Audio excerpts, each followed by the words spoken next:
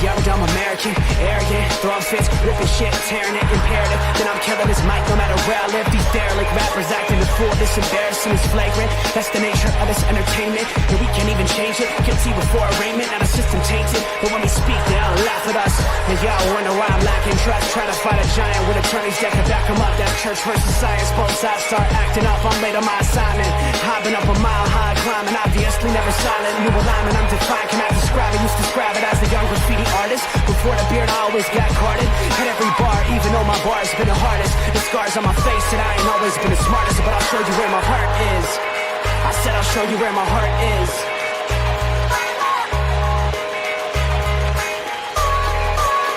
I can show you where my heart's at. See it on my sleeve. Even if the beat stops, my soul will not leave. If I never stood tall, nobody will ever see. I can show you where my heart's at. See it on my sleeve. I can show you where my heart's at. See it on my sleeve. Even if the beat stops, my soul will not leave. If I never stood tall, nobody will ever see. I can show you where my heart's at. See it on my sleeve. I can show you where my... The type of guy that would ride with the breeze. I'm higher than most people. I'm cold and icicle freeze. I'm liking to Mike Tyson. I'm a bison, a beast. I'm hot like Jamaica, like right by the beach. My pops is from a spot where they're fighting for peace. 8 years old out there watching people fight in the streets. All these sirens only make the violence increase. Yeah, we're still not loving police. It's that bright young American, nice, dumb, arrogant. Tight on a mic, but he might need a therapist. Heart full of kerosene, head full of fairy tales. Said that you're my homie, you don't know me, but I know you very well. Roll back on some West Coast shit. This whole track is wetter than your dress code kiss. About to hit the track, running on some retro fit. I guess so lit, I guess so bitch, now let's go.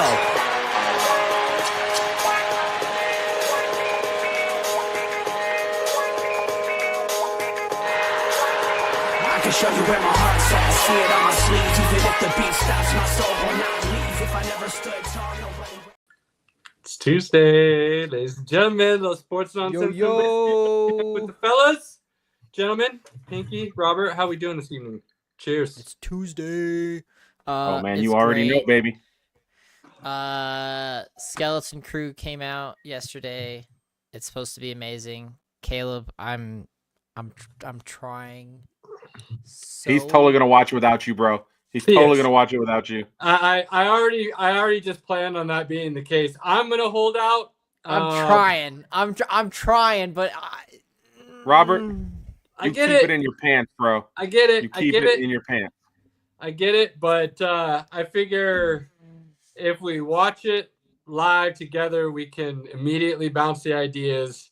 And then it gives us the weekend to basically kind of binge on all the material that's going to be out there about the first 2 episodes. And then we jump right into the episode 3. So I figure like it's a kind of a win-win here. We got to hold out a little bit, but that fruit hanging from the tree at the end is going to be well worth the bite. I'm doing everything. I'm wanting to just rewatch Penguin, okay? Just rewatch Penguin.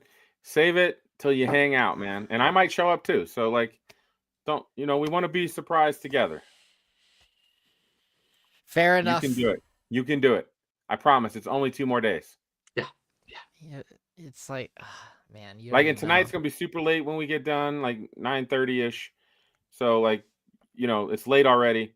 Wednesday, you got stuff. Thursday, you've got stuff going on. You already talked about. So like, we're good, man. We can make it. We can do this together. I don't think you understand how addicted I am to Star Wars. But I get it. You're one of the biggest nerds I know, for sure. I get it, bro. I get it. Like for me, like I want to watch when I want to watch sports, and like that's like all for me. Like I get it. I understand that passion. You have that passion for nerd stuff. I feel it. I'm avoiding interviews, and I'm like, fuck. You don't do anything. And it's so difficult because that's all my timeline is. I'm like, how do you think I felt for the last 3 years with everything I'm behind on? I mean, that's your fault, though. I was gonna say that. I could tell you how kids are made. I feel like you already know. I'm just saying, like, through my own choices or not, I still understand the feeling because I'm behind on a good bit of things that are eating away at me, and there's not much I can do about it. This one, I have something I get to do about it. I'm I'm stressed. I mean, I'm stressed in a good way because my sister just got back from Disneyland and I was taking care of their house while they were gone. And they're like, "Oh yeah, we got you several things from Star Wars Land." And I'm like, "Don't mess with me like that." And she's like, "No, I'm being like 100% serious." And I'm like, "Crap." And then she's like, "But you have to wait till Christmas." I'm like, Ow. damn it. Ow. Just Like, enjoy it, baby. Like something good's gonna come your way, man. Hey, Something's good's gonna come I your know. way. I know. All right. So patience isn't a virtue I possess. Yeah. But real Sure. quick, I do want to touch on this very briefly with Pinky, and then we'll get into the sports and introduce our guest. Pinky's watching the Penguin finally. We talked about it today, and he is loving it. It is so good. So good. It is smoking, man. The Penguin from the get is just on another level, man. Like it's amazing. It's just so amazing. I can't even explain. You got to watch it. It is it's 10 out of 10. probably the best thing I've watched this year, for sure. Without a doubt. And I'm only 4 episodes in. So I'm blown away. The girl who's playing Sophia, she's doing amazing.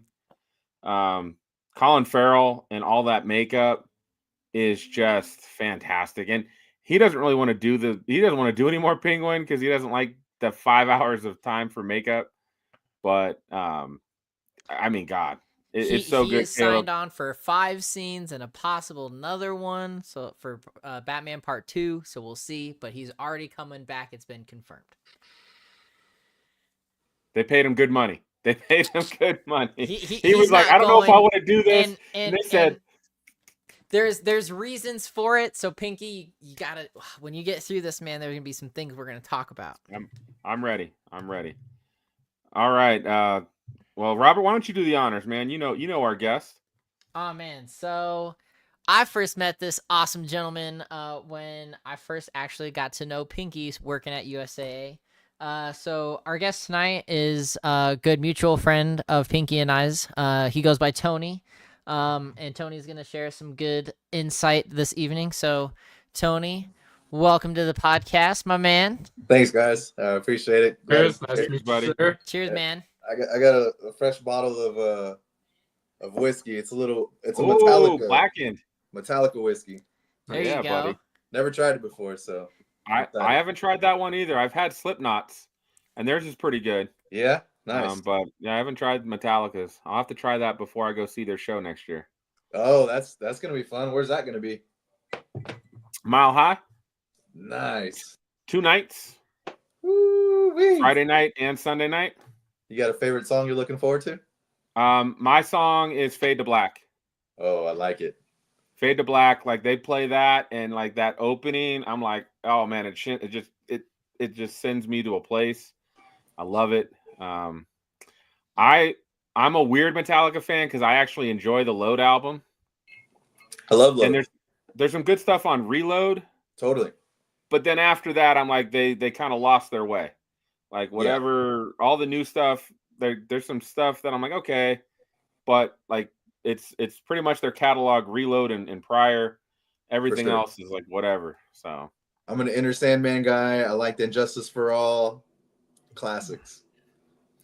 Oh, Tony, I wanted every time we have a guest on, and thank you for joining us. Tony and I got to spend some time down in San Antonio when I was down there, and he was like, "Pinky, let me get on your podcast." I was like, "You're welcome, man. Let's go." Tony's a big sports guy. So we always like every new guest that we have come on, we like to ask a little bit about your fandom. So, tell us a little bit about like what teams you root for. So currently, NBA wise, I'm a Laker and Spurs guy. I'm from San Antonio, so a lot of Spurs. Been a Lakers fan for a long time too. Football wise, I'm a Cowboys guy. I'm Texas, so we root for the Cowboys. Not much to root for. I'm actually rooting against them right now. Like they're winning and there shouldn't be. That's a whole nother story. But those are my loyalties. That's where I lie. Everything else Baseball? is baseball, like the Dodgers, but I float. Whoever wins the World Series, I'm a fan of. That's fair. Well, hockey? Any hockey? The Stars. Okay. I mean, that's the closest team to you, so you know that makes sense. Default team. They're fun. They're fun to watch for sure. Oh, being that you're from San Antonio, you mentioned you're a Spurs fan. How is it that you're a Lakers fan too? Because those two teams pretty much hate each other. They do. Because they're polar opposites. You've got the Laker, the glitz, the glory, the show me, and then you've got the Spurs, which is homegrown coaching, small market. Like they're complete polar opposites. Showing my age here, but so I started as a Magic fan. I like Penny Hardaway. It was little Penny did it for me. He had the whole Nike advertisement. I loved Penny. Yeah. Penny did it for a lot of us. Don't worry, you're not alone. Blue chip, baby. Yeah. Penny and Shaq, I was in, baby. Let's do this. That was my duo. Penny and Horace Grant. Horace Grant was awesome with the glasses. Loved them. But yeah, I was a Magic fan, and then Penny got hurt. I kind of stuck with Shaq. Shaq ended up being a Laker. Wasn't a early Kobe fan, but he grew on me. 24 Kobe, biggest 24 Kobe fan ever. So that's where it came from. That's where we're going. All right. And I rooted for the Lakers while they had Shaq. Shaq was like my guy. Yep. Shaq was like the guy. Like I loved his dominance in the paint. Hack a Shaq, all of that. Like I loved it. So yeah, I rooted for the Lakers when they had Shaq, and then when he left, I was like, okay, I'm done with that. But I can get it. I definitely see that. And they're doing well now too. Well, let's since you're a b-ball fan, we don't get to do this very often. Who's the GOAT? Oh, that's a tough one. I'm gonna go LeBron. You have failed, and we got to exit you from the show. That was quick. Sorry. Exit stage left. So it's changed. It's always been Kobe, but I appreciate what he's doing. LeBron at his age, it's incredible. It's hard not. He has just about every record in NBA history. Maybe doesn't have the championships to back it up, but I also think it's a team game and it's not an individual game, and for that reason, LeBron's a GOAT. See, it shows your age, because if at a certain point, it's always Jordan. Sure. And I grew up in the 80s and 90s, so like it's Jordan. Like I saw him do things that even LeBron can't do. So it's Jordan. But against much worse competition.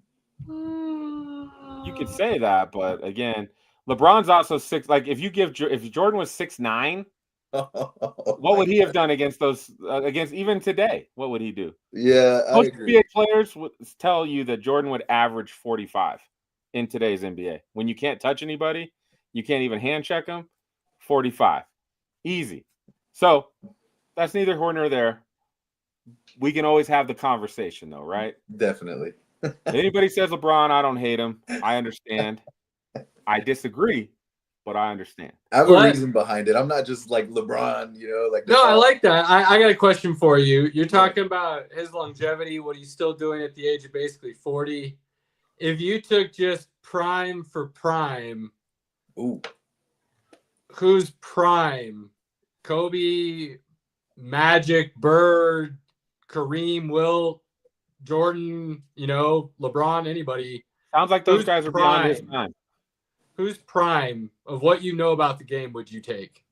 Kobe is polished. He can do everything Jordan did, and he made it better. He perfected everything. Don't get me wrong. Jordan was the first and the best for a long time.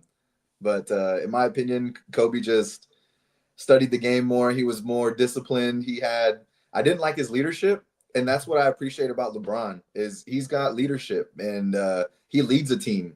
And I think that's another reason why he's a GOAT for me is because leadership skills in sports, sure, it's there, but there's different levels to it. And I think LeBron's level is by far the best. Now, you mentioned in people's primes, man, Kobe was untouchable, unstoppable. And I guess I get it. Michael was at that point too, but to me, he shot a lot of shots. His field goal percentage wasn't as high. Not a lot of 3-pointers. that's why I'll take Kobe in his prime all day. I don't hate that. Yeah, I've got arguments there, but we're gonna keep it civil. We'll keep it good. Breaking news: Avs did complete a comeback tonight. They were down 4-0. They win 5-4. Let's go. Let's Nice. go. Dang, hot dang. I'm ready. I'm itching to get my Avs tattoo right here. I'm itching. Yeah. It's gonna happen next year, I think, for sure. Okay. So I'm gonna make that like a priority. It's like, because if you're waiting for them to win another cup, we might be. No, they won the cup. Okay, good. Just making They sure. won the cup a couple times. I don't know. We've talked about it. Like, I watched the first cup against the Florida Panthers from like my bedroom on a small ass TV. My dad has never watched hockey in his life, but I was there watching it. I was excited. So yeah, they've got a place in my heart. We were at a big old party for my parents and their friends, and all us kids were hanging out and watching that game. And I got to touch the cup because of the as I've said before, the Tampa Bay Lightning. So one of my brother's friends' fathers was part of the health and fitness team, I think, something like that. Strength and training or whatever. Yeah, strength and training head coach or something, whatever it was. He got the cup for his 24 hours, and I might have snuck a touch and moved along. My brother's got pictures holding it, like he was on the ice winning it with people. So that's, I mean, cool as hell. so yeah. But yeah, the Avs have a couple. So it's not like you need to wait again if that's where we're going. Just making sure. Yeah. Nope. Tony, I got 2 more questions for you, and then we'll kind of get you into the conversations that we, sports topics we want to talk about tonight. Sounds good. I know we talked a little bit about UFC. Who's your Mount Rushmore of UFC? Who's like those 4 dudes that if they were fighting, you were absolutely going to catch that fight? I like Conor McGregor. He's just entertaining. There's no doubt about it. Yeah. I like Nate Diaz, and I would take. I got a Rampage story for you, so I'll put Rampage for personal reasons, and I guess give me Dustin Poirier. Okay. Caleb, I don't think we've talked about that. This specifically. What would be your Mount Rushmore? Oh man, I'd probably have Royce Gracie on there. I'd probably have Silva, McGregor. Love it. Oh,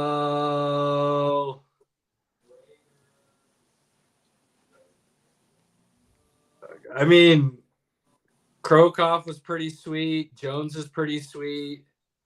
Might have to coin flip between one of those two.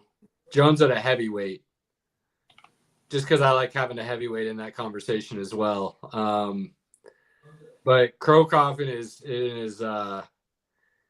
what was that? The one over in Japan. That's K1. K1. When he was over there doing work, like that was a whole nother level of MMA fight game.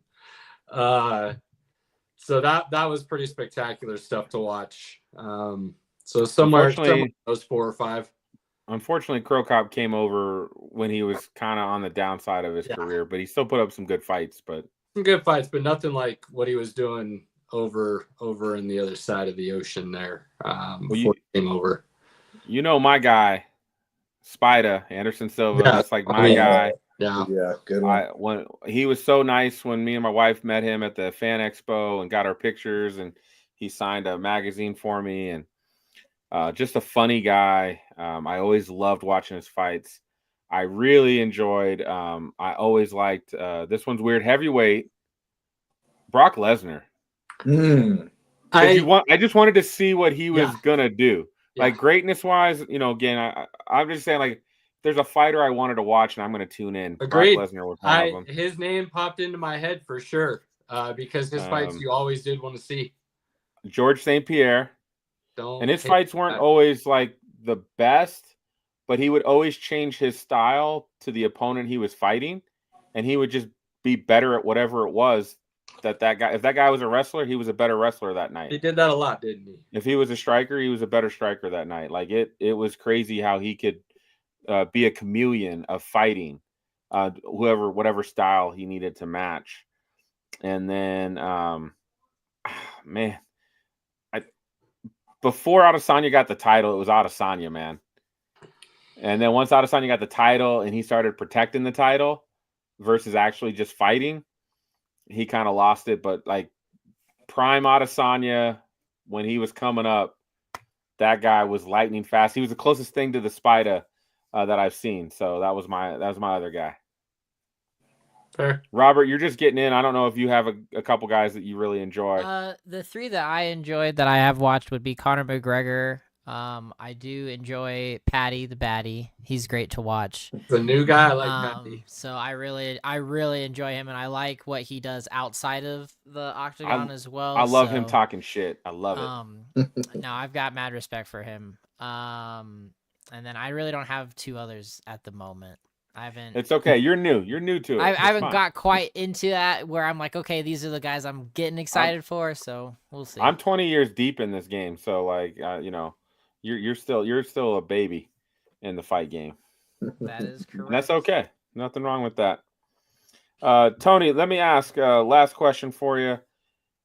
Who are, and this kind of goes along that same line, maybe not Mount Rushmore, but like who are the couple football players like that you would say if I could pay to watch that guy play again, who would be those guys?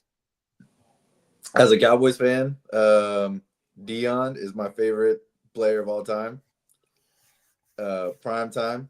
Would love to see Dion on the field, even coaching. I love to see him coaching. Recent memory, Megatron. Dude, Megatron was so awesome. And I'll take a controversial one. I'll take Antonio Brown. Okay. No. Prime Antonio Brown before he went crazy was like amazing. Hey, before Perfect lit him up that second time and gave him walking CTE, then it was a little bit different. I mean, that dude was always open and he caught everything around. Like, people will forget how truly dominant he was because of his crazy. Exactly. But he was truly like. Hey, is he arguably the best route runner in NFL history? He's in that conversation, absolutely. I mean, that dude. You're right. People are probably going to remember his crazy more than his football skills, and then they go look at his stats. They're like, wait, did he have 8 straight 1,000-yard seasons and 10 touchdowns or something insane like that to start his career? Or like, and you go, oh, wait, this dude. Oh, he could play. Okay. So yeah, I mean, pretty wild. I like that. He was prime, really crazy good. I guess I got one more. I don't know if Robert knows this. Caleb, of course, first time he's met you, he doesn't know it. You've got a really cool Terry Glenn story. I do. I have a good Terry Glenn story. That you definitely got to tell the people. Yeah, definitely. You want it now?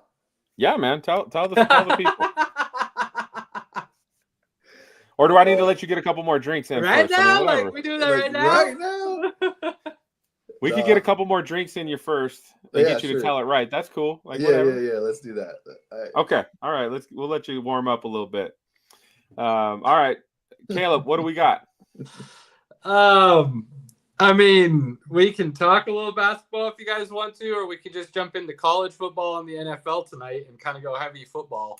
We've got a lot of football to talk about. This last week's games, and again, the playoff picture coming into focus. We've got a lot to talk about. So yeah, let's talk some college football. Well, since we're gonna do college football here, we may as well start with the playoffs and then fade into everything that alludes to that and after that.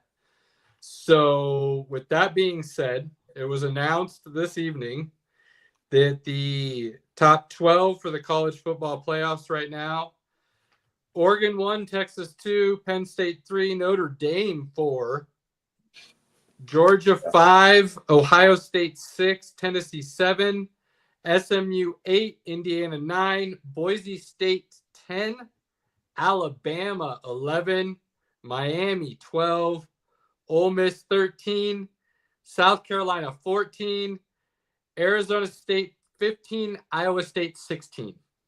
I go out to 16 because while only 12 get in, Iowa State and Arizona State sitting at 15 and 16, one of them is automatically in as the winner of the Big 12. They're outside the top 12. One of them's automatically in. Well, who does that bump? Well, right now that bumps Miami because Miami is sitting at 12.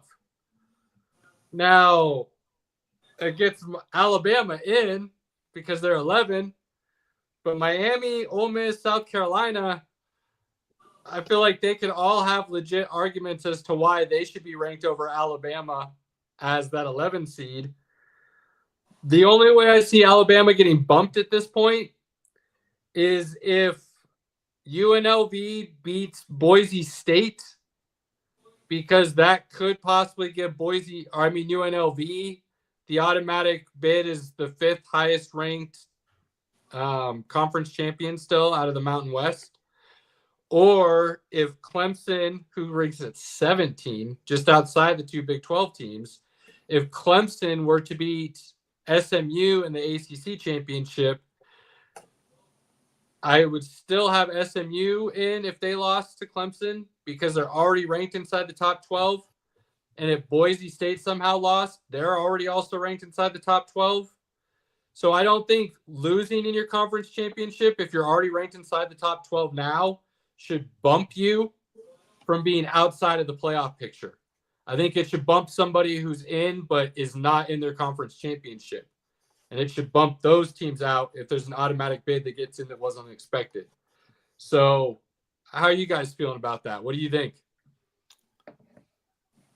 Well, as a Miami fan, I'm a little disappointed, but you lose to Syracuse, you don't deserve to be in. You just don't. Like you just don't. That's crazy. Who's their other loss to? Georgia Tech. Georgia Tech. So 2 unranked teams they lose to, but Syracuse is now ranked 22nd after that Miami victory. So Syracuse is ranked inside the top 25. So that doesn't look as bad of a loss now. Georgia Tech is not ranked. But who has Alabama lost to? Vanderbilt. Yep. And then I don't remember. Robert, do you have Alabama's? It's Tennessee and Oklahoma. Vanderbilt and Oklahoma, not ranked. Wait, let me double check. Oh, no. Wait, not ranked. Now, Tennessee is ranked 7th overall. So Bama's got 2 unranked losses and then a loss to the number 7 seed. Should Alabama, they did beat Georgia, right? So Georgia's ranked 5th. So they do have that victory on their plate, but is that enough with 2 unranked losses to jump you over Miami? Well, Miami doesn't really have any stellar victories. So you start looking at that. South Carolina's kind of in a similar boat as Alabama. Can you grab South Carolina, Robert? And let's be honest, this is just Alabama bias in the SEC. Well, I don't think Bama has any. They don't really have any reason to be in there. They're only in there because they're in the SEC. LSU, Ole Miss, and Bama. So South Carolina lost to Bama. And they lost to, who did you say? Ole Miss and LSU. Ole Miss is ranked 13th. Bama's ranked 11th. LSU isn't ranked. So South Carolina's got 1 unranked loss. And I think their signature victory, didn't they beat Tennessee? Robert? You don't mind? Do your work, Robert. No, he's good. Come on, tech bitch. You got this. They got a signature victory, I do believe.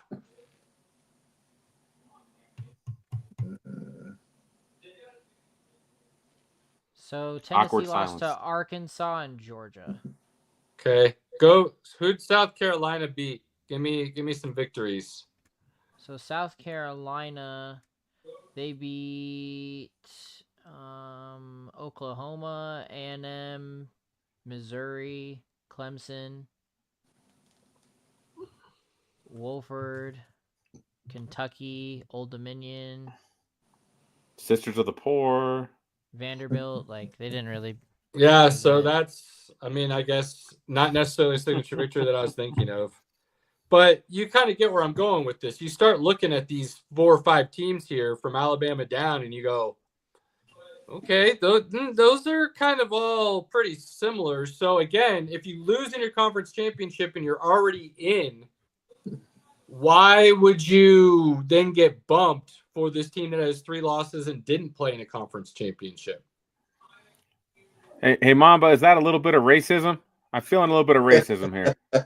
Man, coming straight for the good. Just because he's Hispanic doesn't mean he's a Cowboys fan. And he is a Straight for the Cowboys throat. fan, but it doesn't mean he is. Could be a Raiders fan. Or, as I told Tony when I was there in San Antonio, if you're Hispanic in Colorado, you're a Raiders fan, a Cowboys fan, or a Broncos fan. Like, that's it. Like, there's no other choices for you. So, Yeah, fitting the stereotype pretty well here. You are in. Man, I'm telling you, I'm sad Miami's not going to make it, but hey, they lost to Syracuse at the end of the day.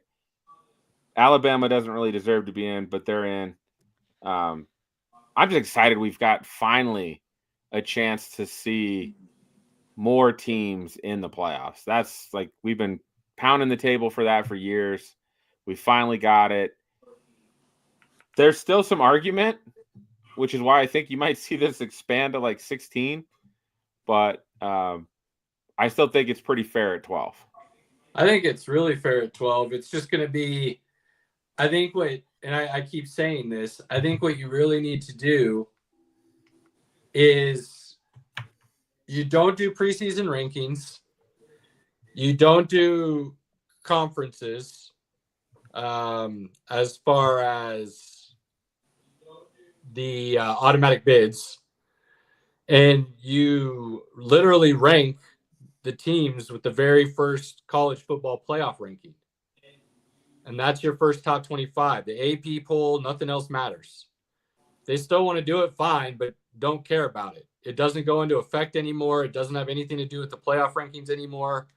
There's enough metrics out there that you can judge without somebody else's poll being part of that metric. And I think that would then just take the 12 top teams. No automatic bids or anything. You do the 12 top. You decide if playing in a conference championship holds a little more weight or not before the season starts, so everybody knows. And if it does, like I said, then you shouldn't get knocked out if you're already in and you lose.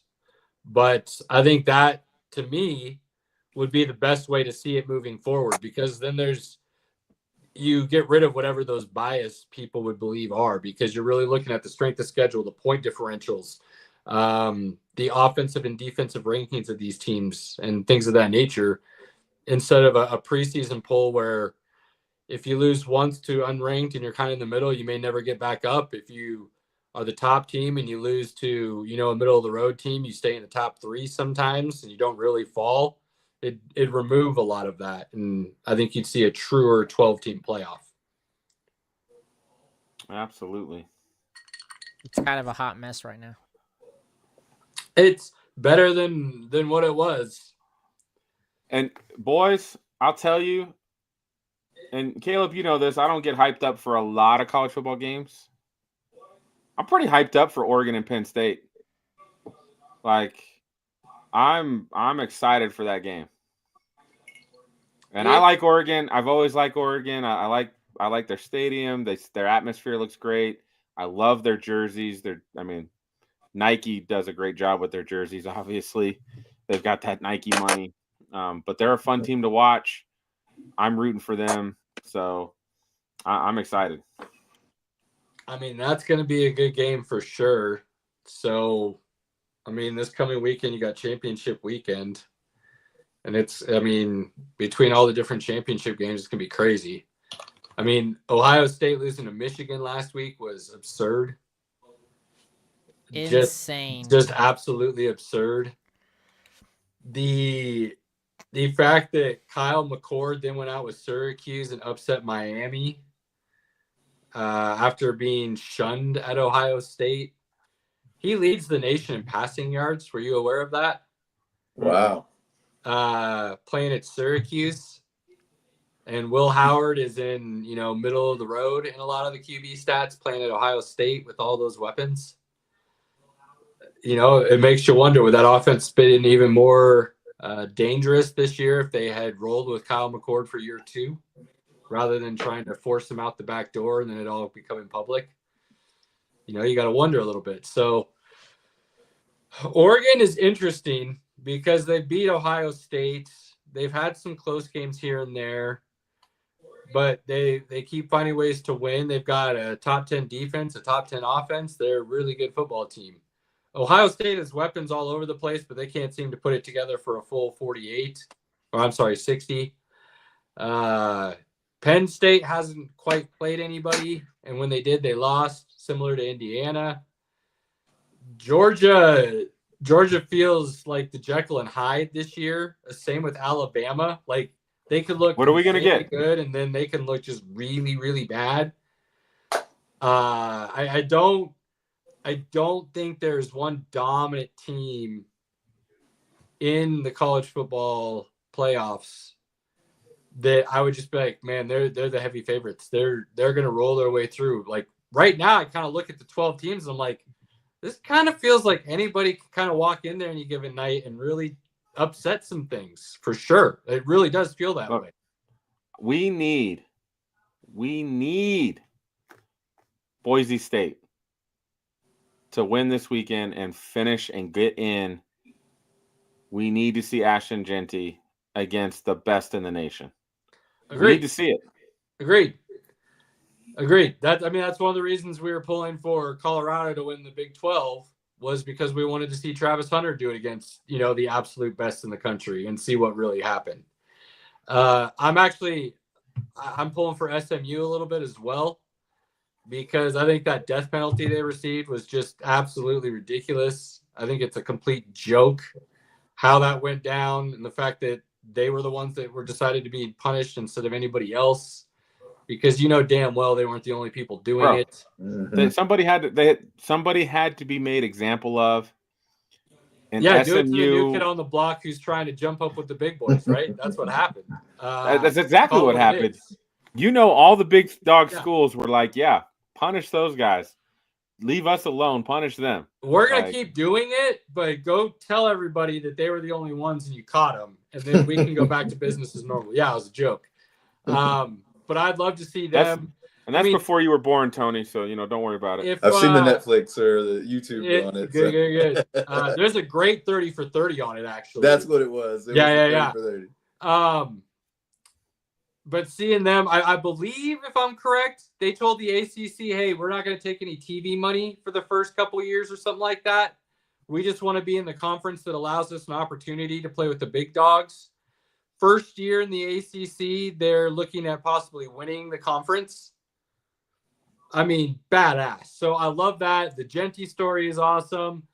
If Oregon can do it, like they've been sitting right here at the top consistently all the time for the last couple decades now and haven't been able to break all the way through. So that would be something. Can the Ohio State piggy bank dream team get it done out of nowhere? Everybody talks about how expensive that roster is. Can they show up when it matters? Does Georgia, Alabama continue the SEC dominance? There are going to be a lot of good storylines when this hits. And, like I said, there's a couple things that could shake up the tree this weekend, in my opinion, but not as likely. So I think we're kind of set, and we'll see how it unfolds. The football between, like Christmas week on is going to be just awesome. We're going to have these playoff games, and then we're going to have the NFL. Like, we are set, boys. Like, I've already told the wife, don't worry about me Like, just consider me dead for the weekend. Like, I don't, just do whatever you want. See you in while I'm March. watching football, right? We're done there. I feel like it starts the 20th, the college football playoffs. I think. I feel like the 20th is a date I had in my head for some reason. Okay. But, so a couple days before Christmas, and then it's just on, man. It's just gonna be on. Just right, Robert. You got to watch, buddy. You got to watch. College football playoffs. Last couple weeks of NFL, right into the wild card round. I mean, it is going to be from that December 20th ish time frame all the way through first weekend in February. Bye. It's gonna be fun. Good times. Good It's gonna be times. a whole lot of fun. So Heisman, Caleb. you mentioned Genty. I think it's Genty and Hunter.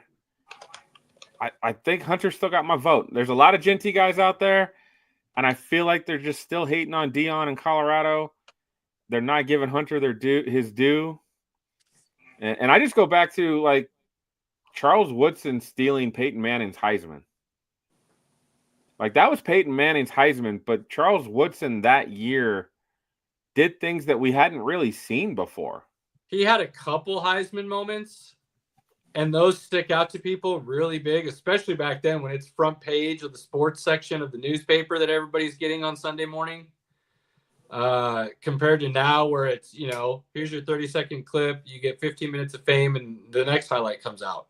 Back then, those stuck in people's minds way more. And so I think that's kind of what did it for Charles Woodson over Peyton that year. But it was also Michigan. Oh, yeah. Versus Tennessee, right? Michigan, I think, was probably a more prominent school. Tennessee, still pretty big, but I don't know if they're on the same level as Michigan. So I think that's one of the things that's kind of got people kind of conflicted is Genty's at Boise State and Hunter's at Colorado. Like, it's not Ohio State, it's not Alabama, it's two smaller schools. Yeah, in the landscape of college football. Look, I've watched them both play as much as I possibly could this year, which I think is enough to make a pretty fair assessment of both. And we've talked about this in weeks past as well. Is Genty the best running back in the country? Yeah, probably. Is Travis Hunter the best wide receiver or cornerback in the country? Maybe not. If you want to say he's not, okay, we can have a conversation. If you're going to put him outside the top 5, I'm going to say you probably didn't watch him. Mm-hmm. Because the numbers aren't necessarily going to jump off the page. But guys plan their defense around him as the wide receiver. So he got doubles a lot. And on the defensive side, guys plan the offense around staying away from him on the defensive side a lot of the times. So his numbers aren't inflated. Guys don't game plan around a player unless that player is really, really good. Like, that just doesn't happen. So for him to be game planned on both sides of the ball, I believe he's easily top 5 in both positions in wide receiver and cornerback. He played basically every snap on both sides of the ball, which is another reason I think he is within that top 5 conversation as well. Not just because he played all the snaps, because he played every down. Like you should if you're playing those positions. If you're truly one of the best in the country, you're playing every down. He did that at 2 positions. And I think his hands, honestly, I think his hands might be the best in the country. Crazy. I think his route running is underrated. I think his IQ is very high. On the defensive side, I would say he may not be the best cover guy, like maybe not the best lockdown cover corner, but he's really good. And if you make a mistake, he will make you pay. He has an innate instinct for the ball, like straight ball hawk to a T. Mm-hmm. So while Genty's doing insane things, even if he breaks Barry Sanders' record, he did it, how many games after Barry set that record back in the day? So I'm not trying to put an asterisk next to it. I'm just saying, like, new modern times, modern era, extra games to do things. Sometimes the straight numbers and breaking of a record doesn't mean as much to me as what I see a guy doing on the field when that guy is affecting the game on both sides of the ball at a high level. Genty's only affecting the game on one side of the ball at a high level. And that, to me, that's just where it's apples, oranges. I'm not going to be mad if you pick Genty, but for me, that's how I kind of sway it to Travis Hunter's side. Tony, who's got your vote? I'd be mad if you pick Genty. I mean, playing both sides of the ball, whether you're good or not, is incredible. I mean, you have to manage both sides of the game, understand the game at a high level, and I think he does. I think he's got mentors. I think he's got the Colorado team was not the team that they were before him, and that's a big difference. That's a jump. That's a huge jump. I think he deserves Heisman. I think there's no doubt about it. I think if he doesn't get it, I'd be ashamed. I'd be ashamed of whoever has a vote. I don't even know who votes on these things. How does that work, dude? Bunch of sports writers, man. Them journalists get them votes somehow. That's crazy. I know, dude. It's wild. Look, wild. If Genty had Bama on his back, it'd be a slam dunk already. Like I have no doubt about it. The fact that he plays at Boise State is why there's like really what if Hunter had Georgia on his back? Or dude, Ohio State. No, if either one of these guys went to the top schools, like I feel like that brand name like already lock them up. You know me, I've got Hunter. I've watched Hunter for 2 seasons now. Mm-hmm. I watched a lot of CU games. If Hunter was not on the Buffs, I don't know if they're bowl eligible this year. They're not. Absolutely they're not. There's no way. There's no way. He, like Caleb said, he affects both. And in essence, that dude plays 2 games every week. Nobody's doing that. He plays all the snaps on defense, and he plays almost all the snaps on offense. He plays 2 games every week.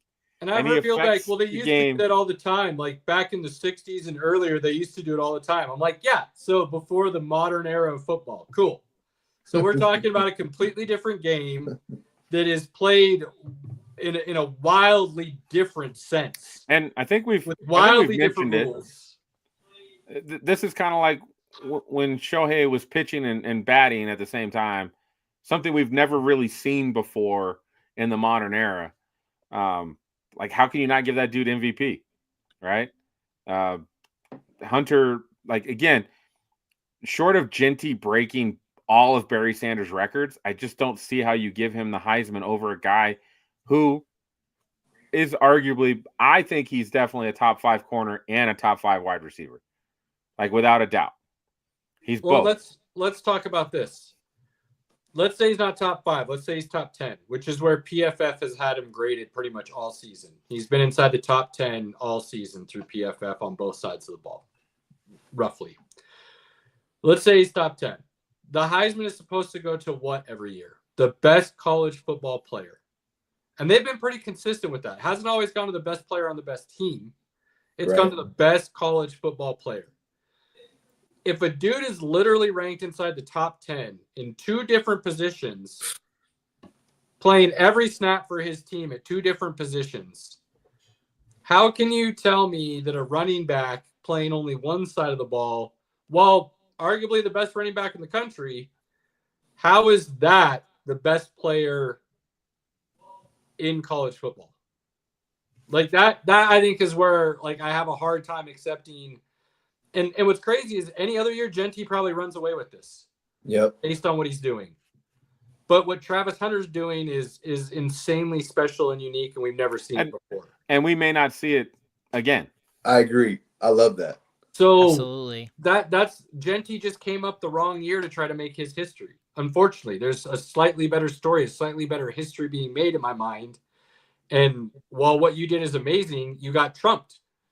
You know, somebody threw out the full house and then somebody laid down 4 of a kind. Like, sorry, like apologies. And we posted that Genty video last week, and it got over 900 hits, multiple comments. A lot of people like Genty's the best and he's the Heisman, and like they were just like not considering anything else. And I was like, he is really awesome, and he's why Boise State, if again probably gets into the playoffs, But at the end of the day, like he's if he was playing defense too, how could you not be like, yeah, that guy's like he's amazing. Like he's something we've never seen before.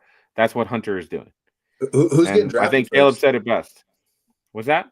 Who's getting drafted first? Hunter. That's my point.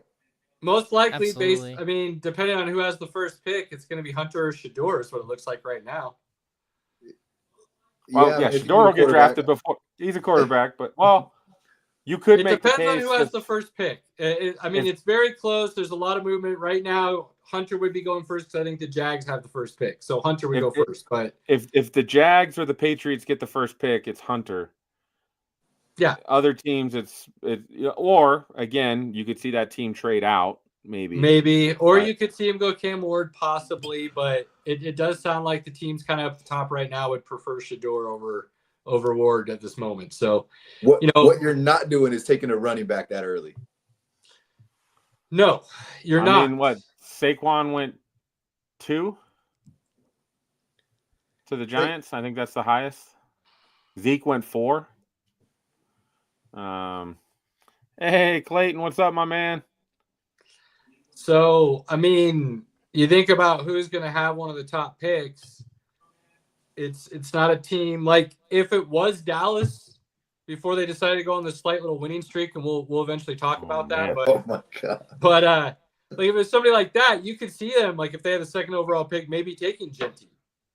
You could because they are, all things considered, at full health, a team that could be competing, and you add an insanely good piece like that, it would make some sense.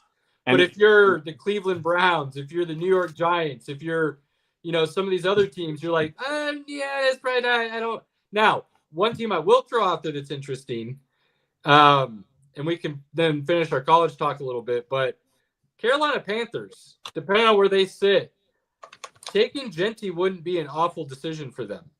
No, they won't take Genty. I didn't say they would. I'm saying it wouldn't be an awful decision. It probably would. They just 2 players versus 1. They just re-signed Hubbard to a 3-year extension. They just drafted Jonathan Brooks, who they're just starting to get involved. That's a waste of assets at that point. Is it when truly generational? I think they need that. Chuba Hubbard looks decent in that offense. What would Genty look like? And you use some of your other picks and you build offensive lineup a little bit or whatever. Bryce Young's starting to look pretty decent. I'm just saying, you start putting true weapons around a young quarterback, and we've seen how much that can elevate a young quarterback. That offensive line might be sneaky underrated with the way Chuba Hubbard's able to run behind it. I'm just saying, it's a thought. I don't think it's an awful thought. No, not awful. I believe it'd be a misuse of assets, in my opinion. Which is right up the Panthers' alley. Do that all. Wouldn't put it past them. All the Atlanta Hawks fans might be thinking, all the Atlanta Falcons fans, when Michael Penix starts playing here in a little bit on the playoff push, they're going to be really happy they ended up using that pick on Michael Penix and not on somebody else. That could be the case. If he does what he's supposed to do. They've got to have some cojones to make that decision. Kirk Cousins' arm looks like it has left his body. It does not have that same zip, but that happens to Spartans, right? They just, they don't overcome. Yeah. Okay. Hey man, I'm just happy that Kirk made it through for as long as he did. Yeah. That's all I have to say. Just poking the bear a little bit, just a little bit. So I'll take it. I'll take it. Finishing up with college, we've got championship weekend. We will have Heisman announced, and then we've got the Army-Navy game, which we all know how much I love the pageantry involved with that rivalry, and that will be for the Commander-in-Chief trophy this year, so that does mean a little bit more, which is awesome. So, stoked to see how these next couple of weeks unfold and we start getting our matchups and everything else going into the holiday season. Is that me or is that Caleb freezing? We're just excited for the holiday season, bro. All this sports stuff. This is awesome. Yeah, I'm ready, man. Like, this is the season where, at the end of the day, like, football is always on, and I love it. I love it. Thankfully, my wife is a football fan as well, so she's usually right beside me watching, and she's really excited because her fantasy teams. It looks like both of her teams are going to make the playoffs this year. Nice. So then she's excited, which is always good. Let's talk some NFL, and trying to think where's the best place to start. Robert, where should we start? Thursday. Go all the way back Dude, to yeah, Thursday. Thursday, man. Let's start with Okay. the Lions and Let's the talk. Bears. Let's talk game. some Thanksgiving. Let's talk some Thanksgiving. Lions All right. and the Bears, man. Well, and that game cost Matt Eberflus his job. And rightfully so. Like, what a dumbass. I have, like, and I kind of blame Caleb Williams a little bit on that Did you last hear- play too. Did you hear what actually Because he happened, just looked though? like he was like, I don't know what to do. I don't know what to do, Did you coach. hear the reports? Like, get up there, spike the ball, do something. Did you hear the reports? What really happened? And part of the reason Eberflus ended up Caleb losing might his have job? a different take on that. I like Caleb Williams. I'm rooting for that kid. He's got a good name. Caleb's a good name.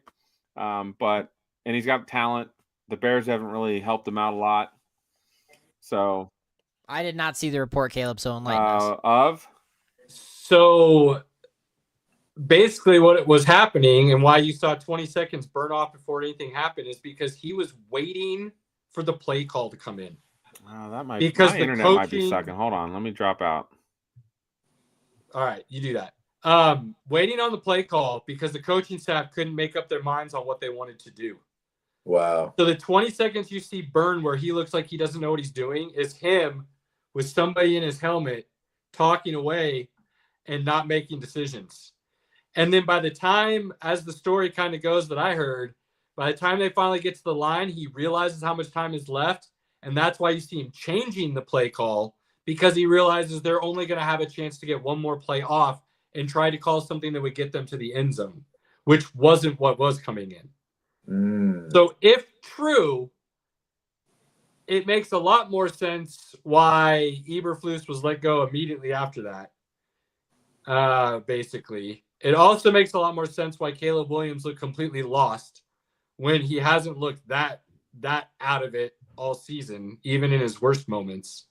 So I tend to lean to that is actually what happened. And the fact that some vet didn't just call a timeout was kind of crazy. I know head coach's job, but man, truly surprised somebody didn't just make the decision and try to stop that clock for one last play. But no, they decided not to. So, dude, not a good look there in Chicago right now. Eberflus was getting fired regardless. Probably. That was happening. Absolutely. This just made it to where now he gets to hang out for a couple weeks and still get paid. So,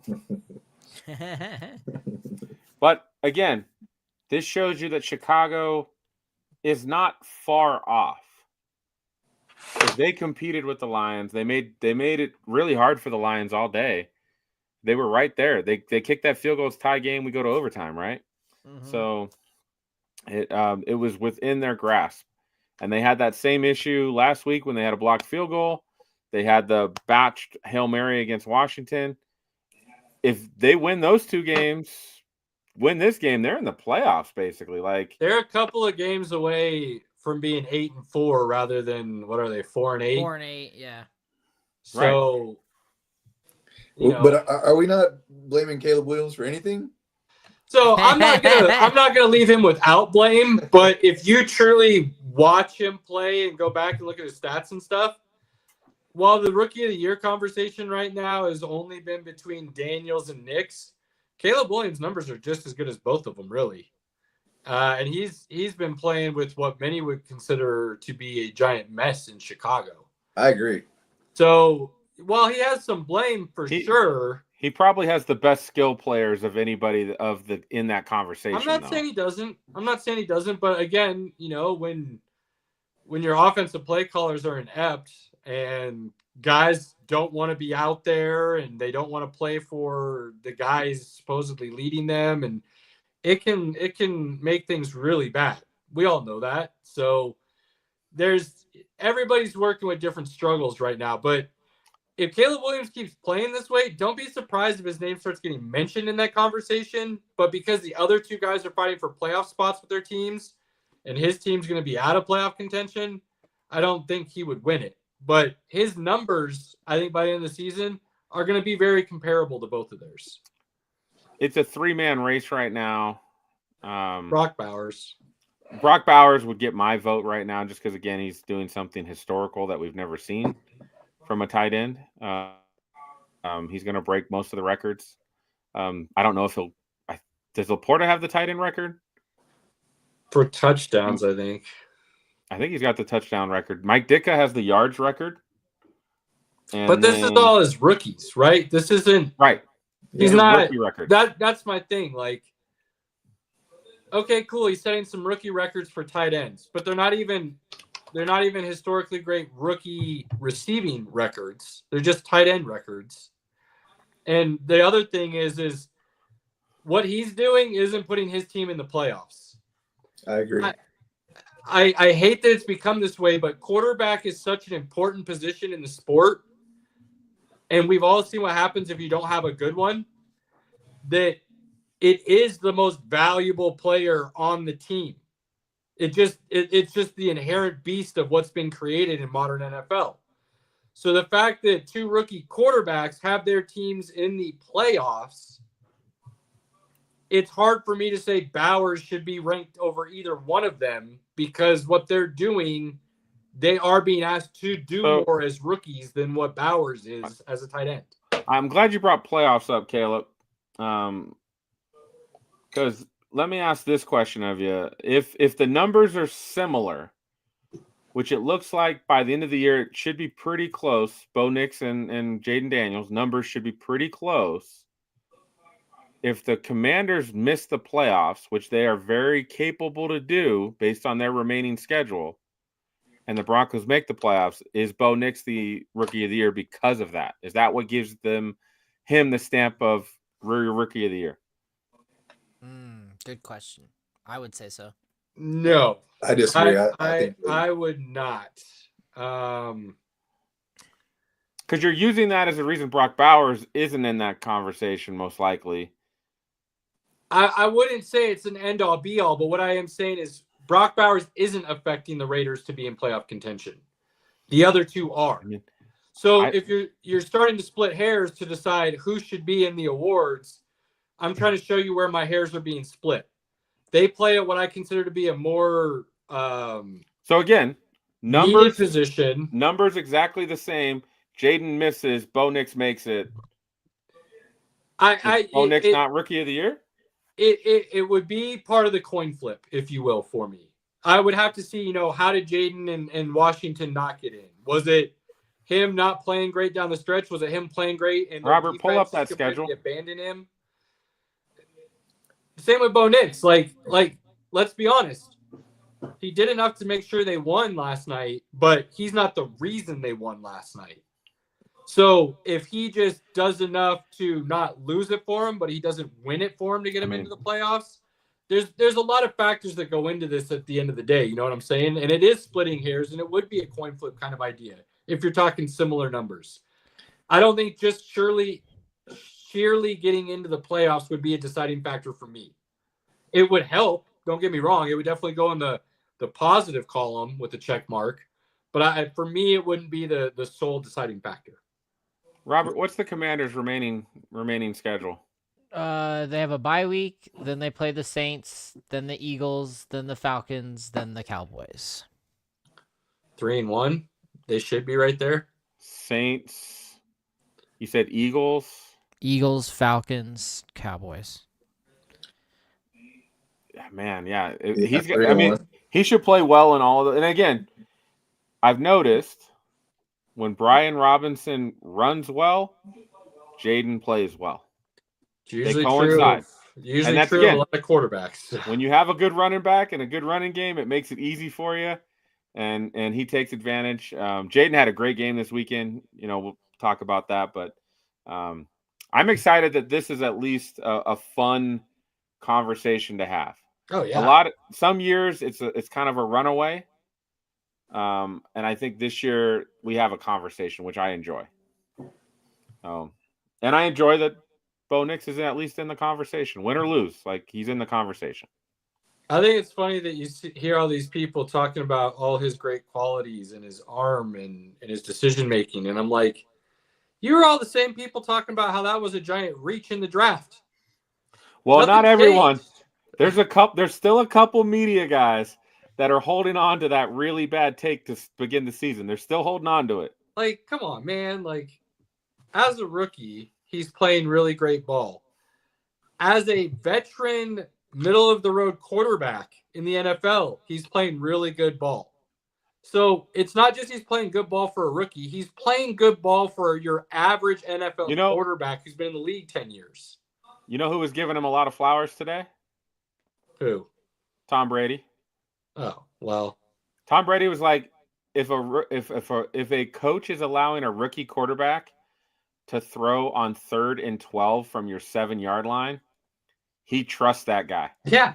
He knows that guy can get it done. He's like, because that's normally a draw play to the running back and a prayer that you get 12 yards, or you're punting the ball and you gave your punter a little bit of space to punt it. So I'm liking that when a lot of the quarterbacks are giving him some flowers. And again, I'm glad Jaden's healthy because I think that's helping him play better too. Because when Jaden early in the year, when he was healthy, he got those bruised ribs.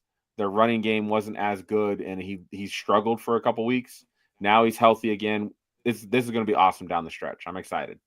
This feels like a little Denver bias here. I don't know. I'm taking Jaden. You can take Jaden all you want, man. The last couple games he played like shit, and that's why again I wouldn't say like shit, but he played bad. And that conversation is out there. You can look it out on the media. They all talk about it. But Bo Nix didn't play good last night. Like, he was hurt. He was hurt.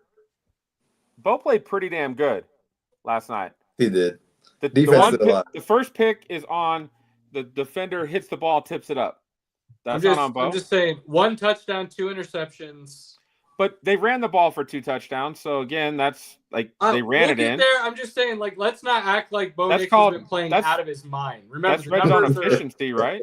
The numbers are almost identical, right? So, to help you here, but I think you would agree.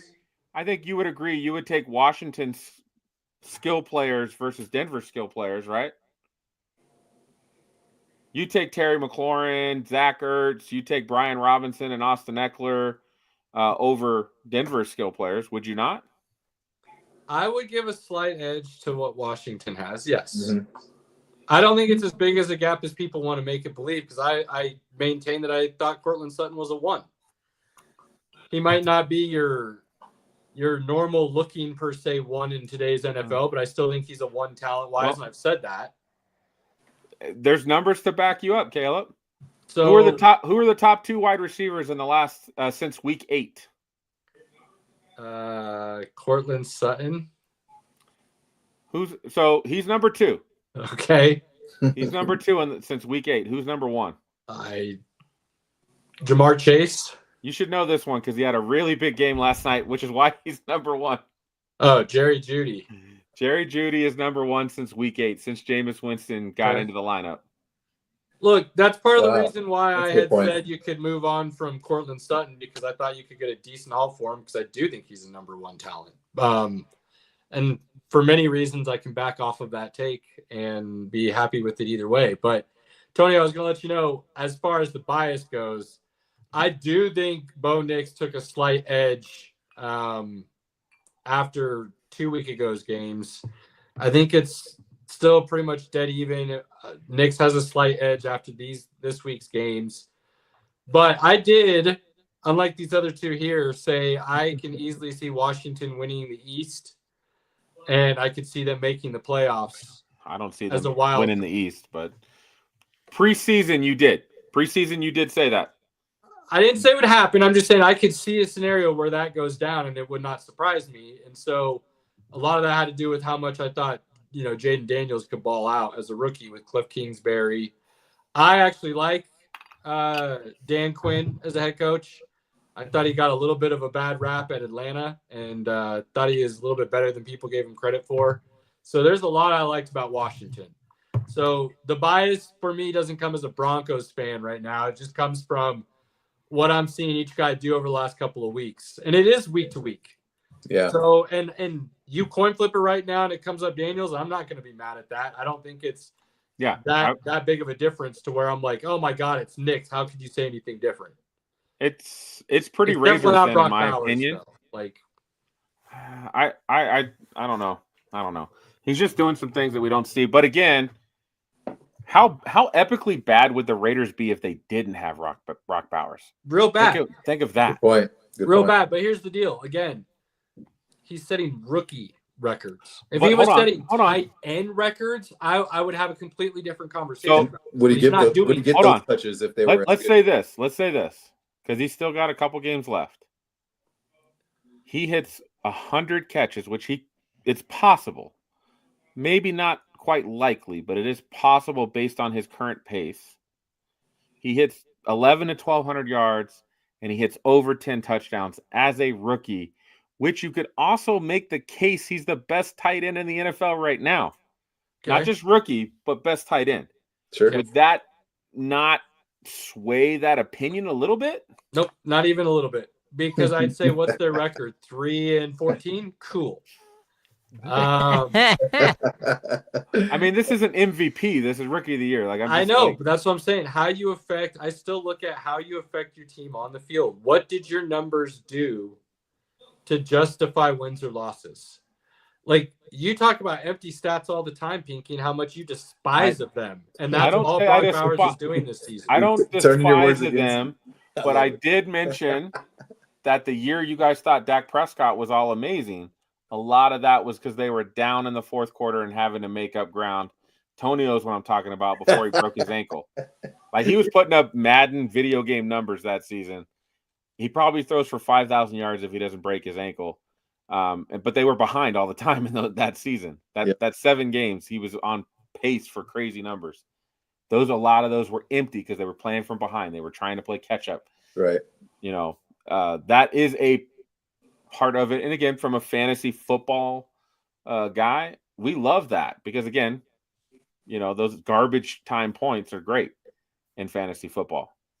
So again, they're not always not valid, Caleb, but I understand what you're saying, which, as great as Brock Bowers is playing, he's not helping wins.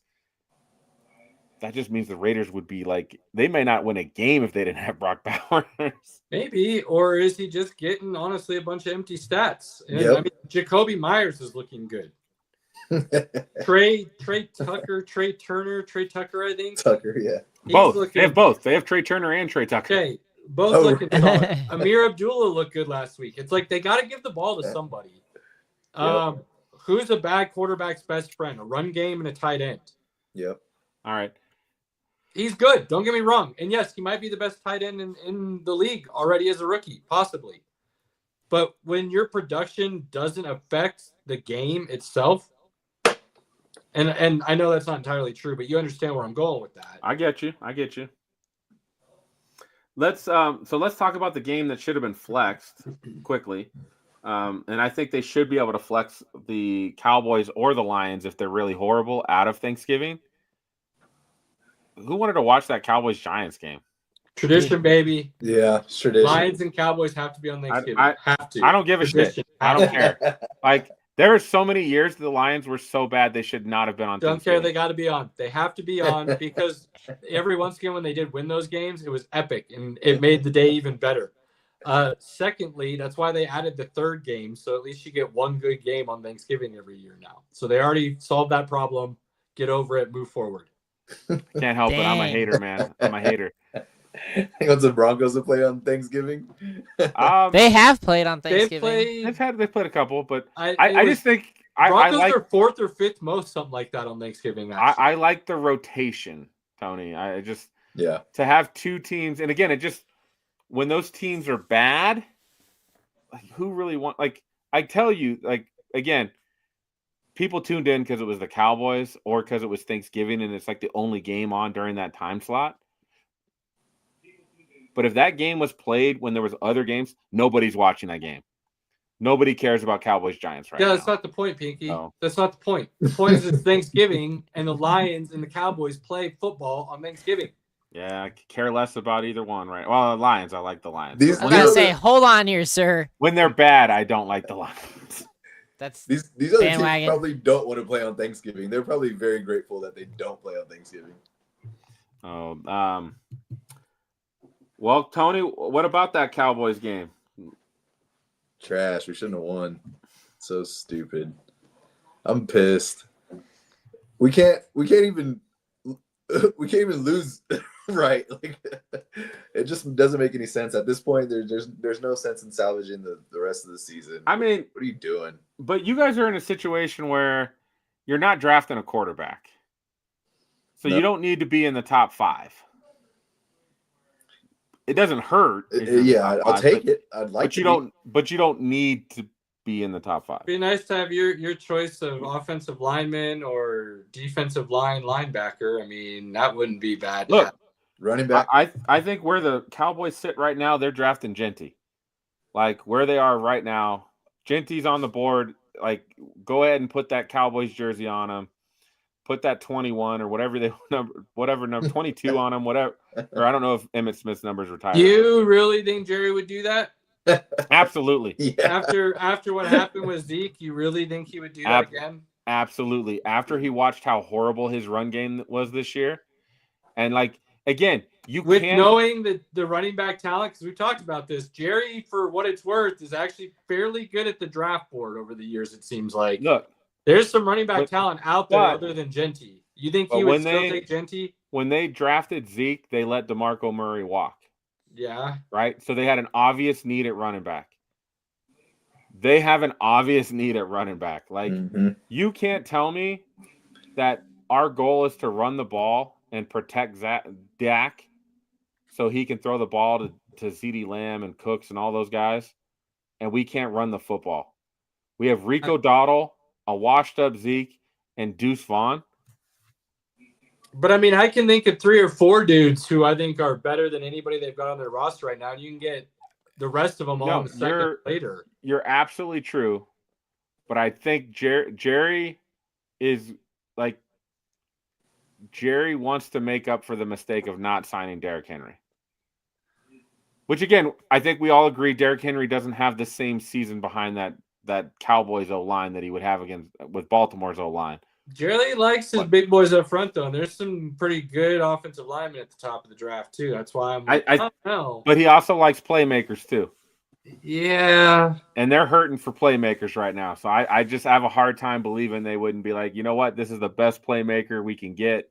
Maybe.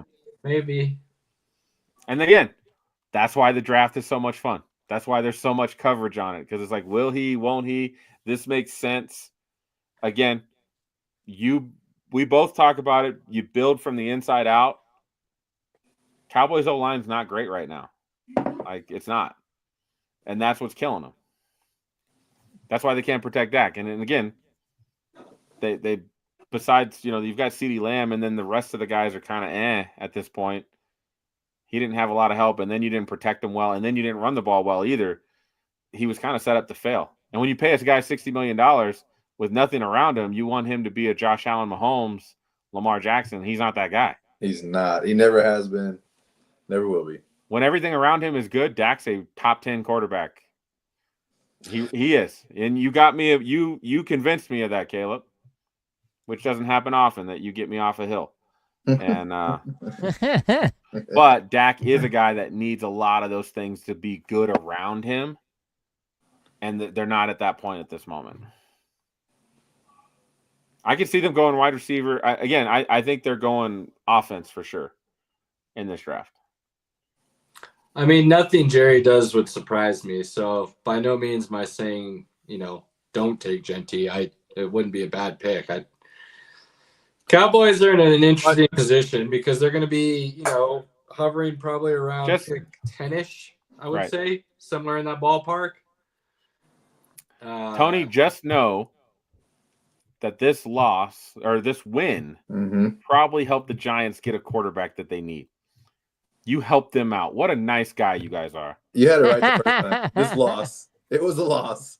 The win was a loss. It really was. Well, what's funny is the Giants ended up having to start Drew Lock, who they didn't want to play because of all his contract is basically all incentive laden. So any playing time he gets completely increases his exponential salary. He ends up playing, but they also realize he's not good either. so they had to play. They had to pay Right. him. But then he gets hurt, so who knows if he's going to even play going forward. Tommy DeVito, who knows? Giants are liking where they're at. The question is, they like Shador. Is Dion good with Shador going to New York, following in the Manning steps? I know they seem to be close by all accounts. Maybe not close, but they're on good terms. Could he go with the Mannings and say, yeah, the Maras are all right, you can go play for them? Does he say no, so they go Cam Ward? There's only 2 teams Shador plays for. The Raiders or Giants. I mean, that's kind of how I would think. Because he doesn't have – there's not a lot of options. He can't force himself to any of the teams he really wants to play for because they already have quarterbacks. So it's a limited pool at the moment. So it'll be interesting. But, yeah, the Giants are going to be in a much better position if that's the direction they want to go moving forward. It's a big market. I think there's a lot of opportunity there for him. And we all know Shador likes his money. Of course. He will have to pay more taxes there, though. So there's that. Good point. That always matters. And then we had Packers and Dolphins on the Thursday night football. And Dolphins cannot get over that stigma of how they are unable to play in the cold. They're just not physical enough, man. They're just not. They're wimps. And I don't know what it is this year. From the get, Tua and Tyreek cannot connect this year. I don't know what it is. I don't know if Tyreek was kind of trying to hood on Tua's wife. If he was trying to get up in there, he's like, I got 10 kids. I need 12. I don't know. But 11. He's got 11 kids. He's got 11. Sorry. Well, so he wanted 12 from Tua's wife, right? He just was hoping to get in there. They're not on the same page at all, which is amazing because the last 2 seasons they've been just like what they've done is literally Madden type numbers on the field when they're both healthy. Well, hasn't Tyreek been playing with the hand injury or whatever? He's got a wrist, I believe. Yeah, and Tua missed some games, considerable amount of games. Thank God Trevor Lawrence is okay, man. That was brutal. We're not talking about that yet. We're talking about the Dolphins. Hey, and the I Packers. know. I understand. I'm just saying. Look, I talked about it last week with the blind stats I gave you between quarterbacks and kind of what I was thinking about the division. I know everybody keeps talking about the Lions being the creme de la creme in the NFC. I don't think there's that much separation between the Lions, the Vikings, and the Packers. And bro, I'm worried about the Lions. And they've got so many defensive injuries. Oh my God, dude.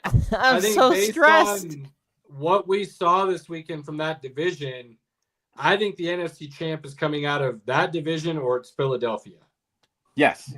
Mm-hmm. And absolutely. I think those 4 teams are fairly close to where I'm almost like coin flip it, and it wouldn't surprise me if any of those 4 teams came out of it, honestly.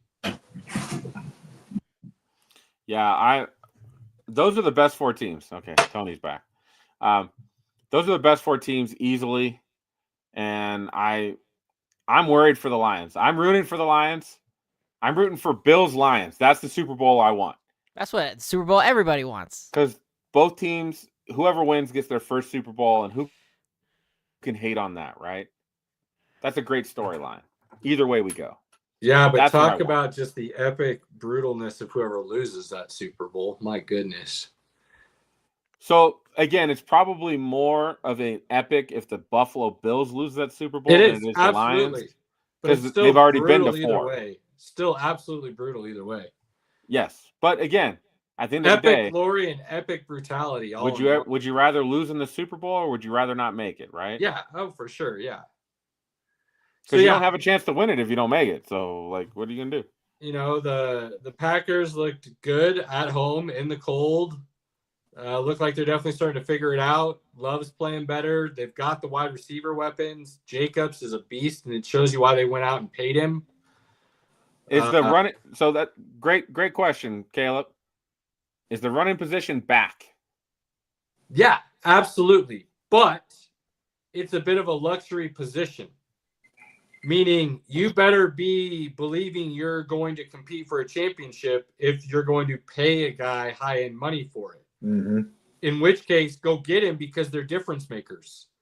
But if you truly believe you've got multiple holes that you still have to fill before you're at that level, then you hold off and wait a little bit. And I hope this isn't putting a jinx on it. But has this not been a year where most of the best running backs are healthy all season? Yeah. Don't. I was thinking about the other day. I was like, besides McCaffrey, like Henry's healthy, Barkley's healthy, James Cook's been healthy. All on new teams too. Yeah, all on new teams. Gibbs and Montgomery have been rather healthy for the Lions. Like the teams that have running backs that are performing really well, they've all stayed healthy, which is amazing. Like, knock on wood, amazing. Like, yeah, it's great. And I mean, I never thought the position went away. I think people were trying to undervalue it because they had to undervalue something to try and pay all these other positions the crazy money that was coming up. I mean, I think it's one of the positions that's going to go in cycles. There's going to be cycles where they undervalue it. There's going to be cycles they're like, wait a minute, nope, let's pay these top guys.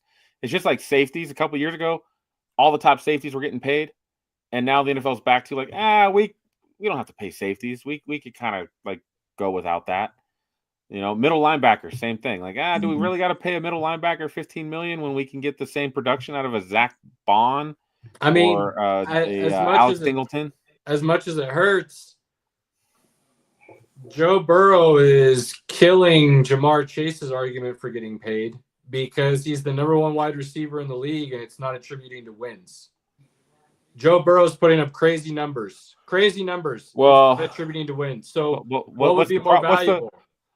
Paying. What's the problem in Cincinnati though?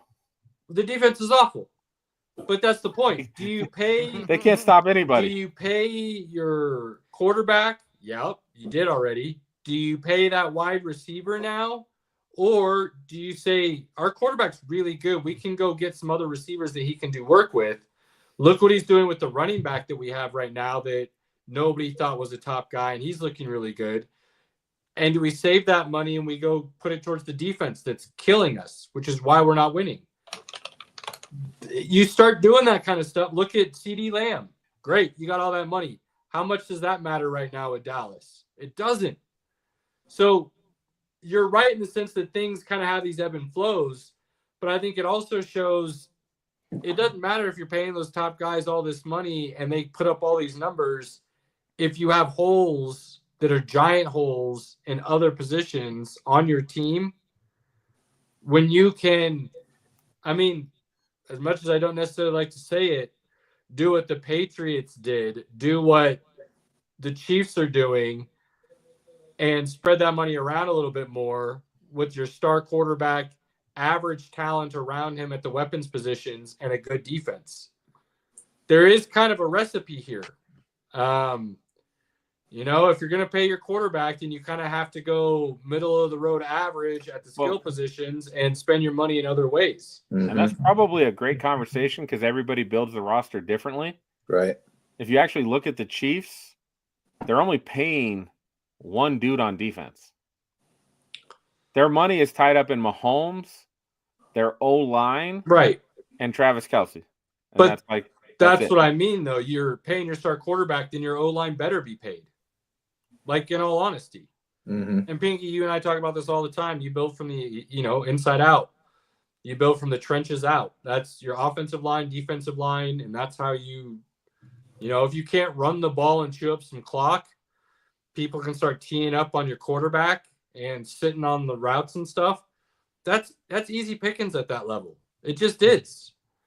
So we'll see what happens in those regards, but I do think you're starting to, yes, I think the running back position is going to be valued more heavily going forward again. So that little downslope on it is over. I don't think they're ever going to get crazy money like wide receivers got, but I think wide receivers are going to come down to earth a little bit as well. And, you know, watching what Jim Harbaugh is doing, I think a lot of people are going to take note with that pretty heavily as well. Spending the draft capital and the free agency capital that they did to beef up that offensive line and the turnaround they've had in 1 year, watching that run game and then Justin Herbert, people are going to start spending their money a little bit differently again. And, you know, if you didn't get on the boat right away, you may not get the same boat that everybody else got now. So it'll be interesting to see how some of these contracts affect things coming up and, you know, team building, roster building, and things of that nature. Because Cincy needs to pay Jamar Chase if they want to keep him. Like, that's happening. And he's playing as the best receiver in football, which means you're paying him as the highest receiver in football. Based on what's happening this year, are you willing to make that deal now? I mean, you're probably going to lose T. Higgins too, right? So then what happens there?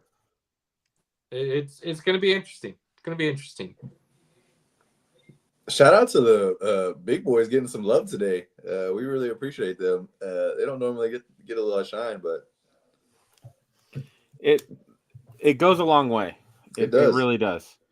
And it's something that, again, the Eagles are good because they have a good O-line. Mm-hmm. The Bills have a good O-line.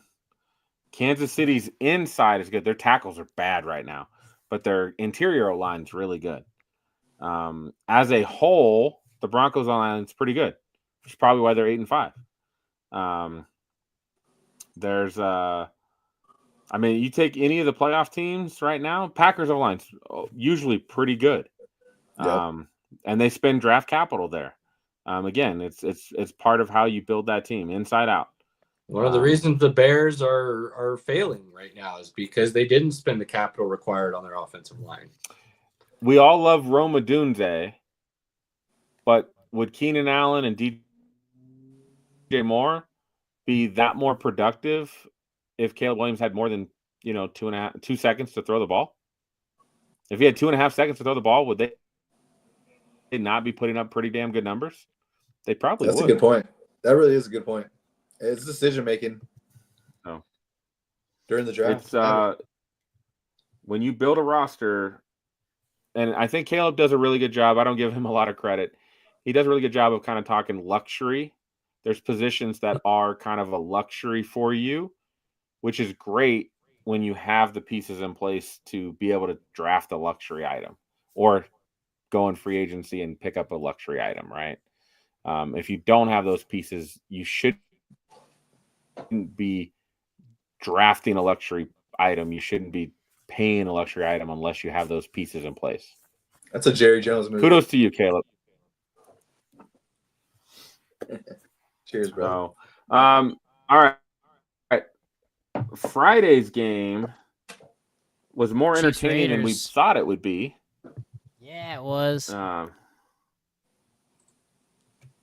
For what I could watch of it anyway. I worked, so I could only watch snippets. the Chiefs just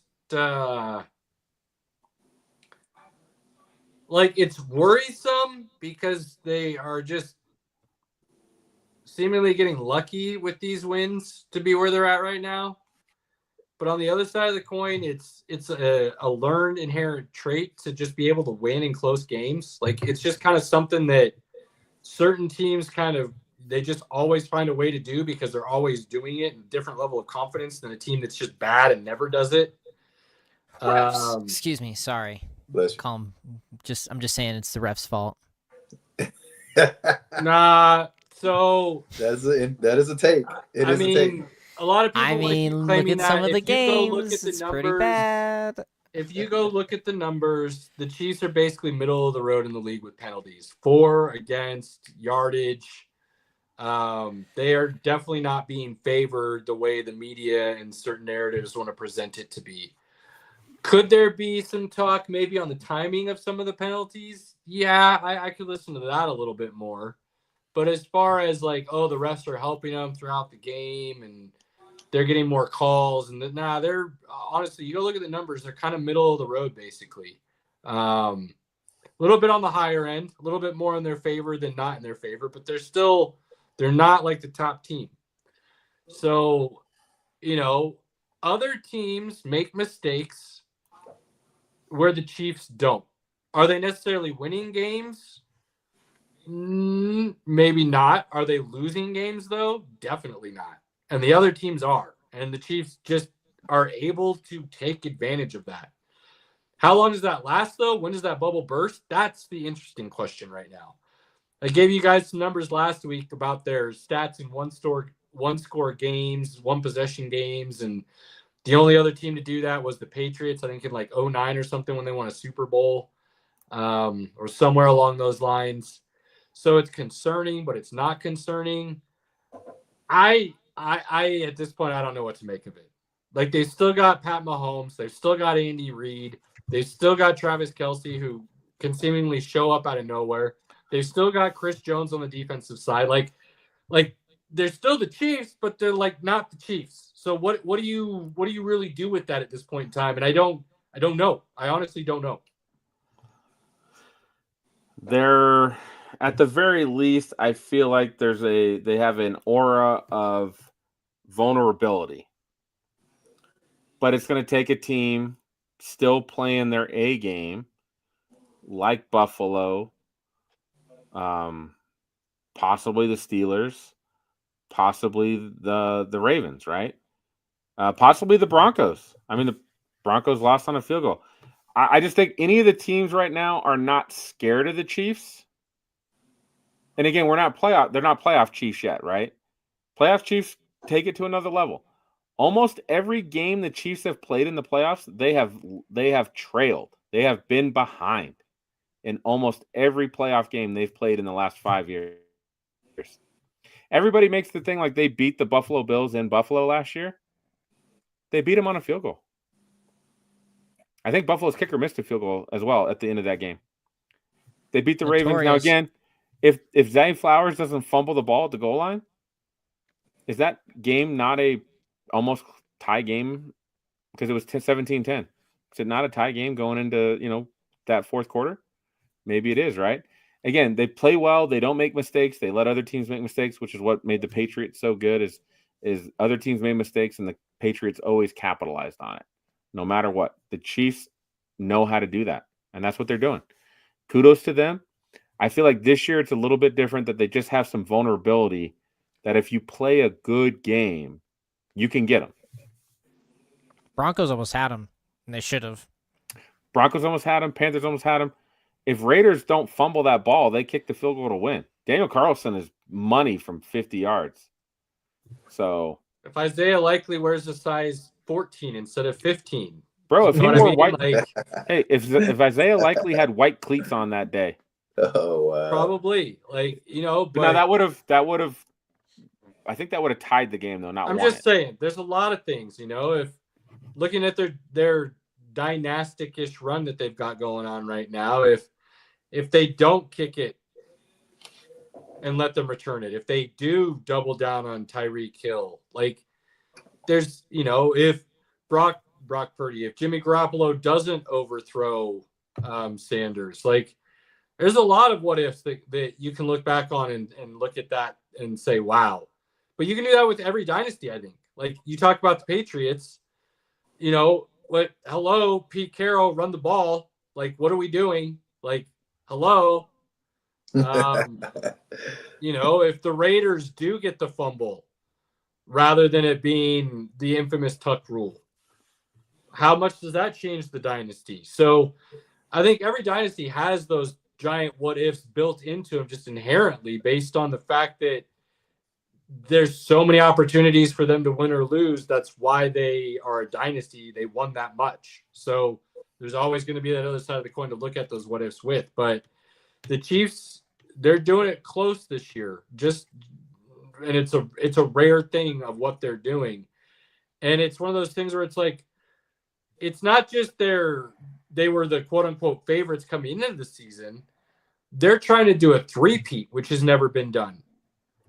And they've looked really good over the last 5 years. And they do have arguably the best quarterback who's having a really down year this year. They do have an offense that can't seem to find its second gear yet. There's all these storylines that are built into it at the same time that I think makes it even more interesting with the fact that they're not smoking teams and yet they're still winning.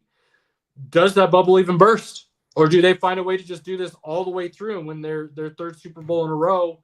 And everybody's going to be like, oh, they weren't that good. They should have lost. Like, it's going to be so underwhelming. And then you go, oh, shit.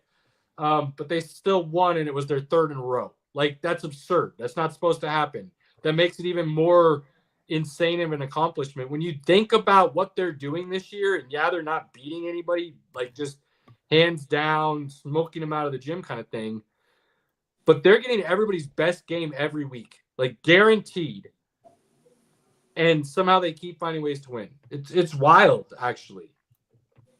They played how many more games than everybody else in the NFL over the last 5 years? You know what I mean?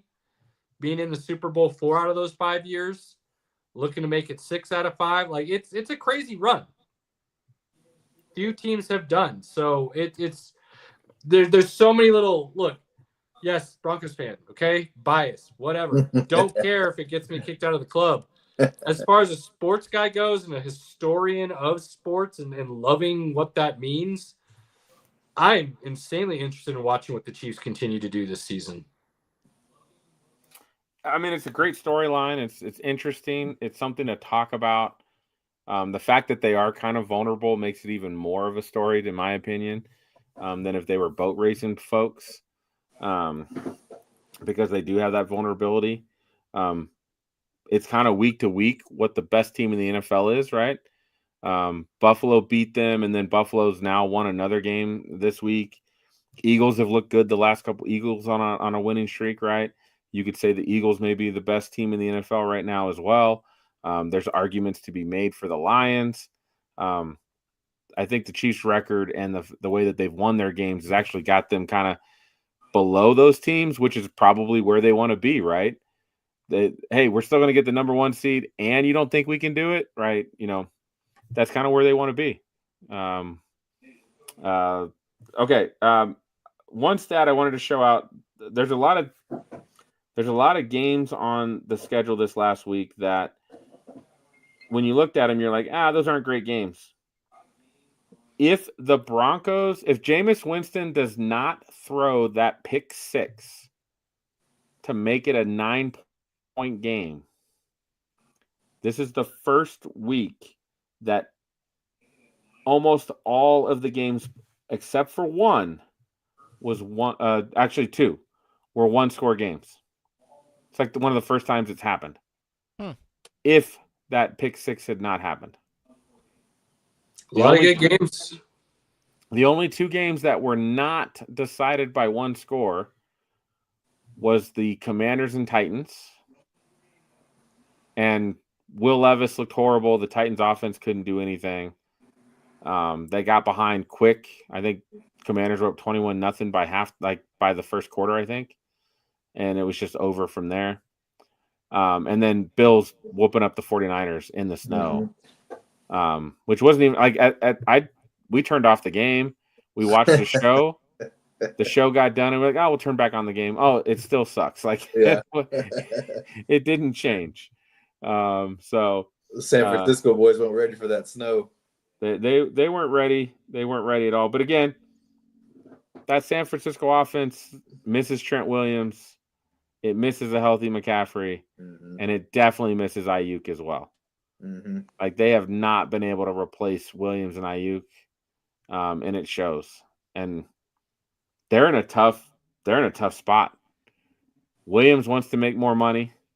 They just paid Ayuk.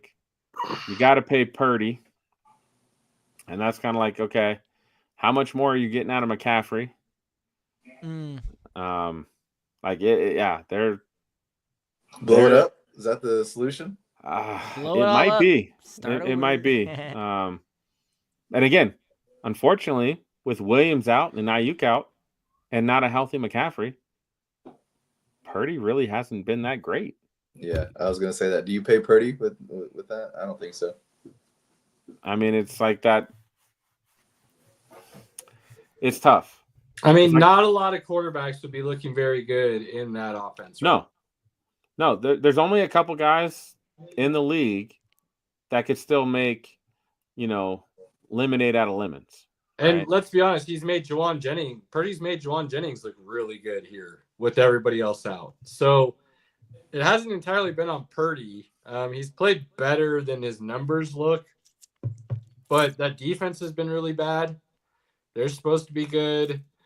All the injuries. Debo's been out a lot too. Kittle's missed some time. Like, it's just ugly. And you're going to have to pay Purdy, but you hope that he doesn't want a Daniel Jones contract where he wants top dollar for, kind of mid-level-ish play. I don't see Purdy taking less than 50.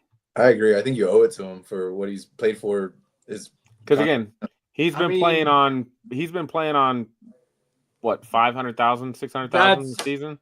That might be a little more than they want. If he's willing to go 45, I think you're stoked. You no give way him a he's taking couple less more than extra 50. years, possibly, or more upfront guaranteed. You'd be surprised, man. Now, what they could do. He knows he's got a good thing there. He goes somewhere else, and your career could be over very quickly. He's not stupid. That's the difference between him and a lot of other guys. What they could do, if they can talk him into it, is sign the Mahomes deal. The 10 years for $500 million. And then all they've done is restructure that from time to time to give him a little bit more money. They're able to put a lot of that in signing bonuses so it doesn't all count against the cap. And they just keep restructuring it. It's been amazing for the Chiefs. Long term, it looks like a brilliant idea. I mean, the Chiefs were almost blasted for that deal originally, and everybody's like, how are you going to spend $500 million in a quarterback in 10 years? That's crazy, and this, that. Well, yeah, but as the market continues to inflate year in and year out, that deal looks better and better every year you're away from it. But all they're doing is restructuring it and giving him more money up front in his pocket as signing bonuses. But I'm still saying long term, every year that deal looks better and better because of where the market's going. For sure. So the more they restructure, the better it looks because it frees up even more space that everybody is like, oh, you can't do that. And then it just everything about it looks good. So yeah, he's young enough to do that too. I feel bad for the 49ers on the reverse end. How good do the Bills look right now? Well, when I see snow games like that, I think of two things. One team is wearing the right cleats, another team is wearing the wrong cleats. But I don't think that was the case in this situation. I think it was literally a case of one team's missing a lot of talent and the other team wasn't. And I think that's what you saw. Because Christian McCaffrey, before he went out, I think he had like 7 carries for 50 Robert, yards. while you're pulling this up, can you pull up the Chiefs' remaining schedule while we're talking this? So I think that's what you saw. You just saw one team that's basically at full strength and another team that's not. And the better team just looked better. So, Tony, these guys know I've got a little place in my heart for the Bills. I rooted for the Bills back in the 90s. They were on TV here all the time. Okay. Bills were the early morning game and the Broncos were the 2:00 game. Jim Kelly Bills? Jim Kelly Bills, Thurman Thomas, Cornelius Bennett, Bruce Smith on defense. Like, those guys are awesome. They have a really good place in my heart. I have a Josh Allen jersey. I love watching that guy play. The fact that he was Wyoming. We watched him play here because he was at Wyoming. Mountain West. So I do like the Bills a lot. I root for them. Von Miller's on the Bills. I love me some Von Miller. Yeah. Like, my 2 favorite players for the Broncos all time is Terrell Davis and Von Miller. Like, those are my dudes. Yeah. So I love the Bills. When I watched that game, I was just like, damn, these guys are balling. And the fact that they are continuing to run the football. What's making Philly so good? What's making Baltimore so good? Why Buffalo's 10-2? They are running the football, and then Josh Allen no longer feels like he has to throw the ball to Diggs 10 times a game. Mm-hmm. He just throws the ball to the open guy. That's it. You don't think weather had anything to do with that game? Huh? You don't think weather had anything to do with that game?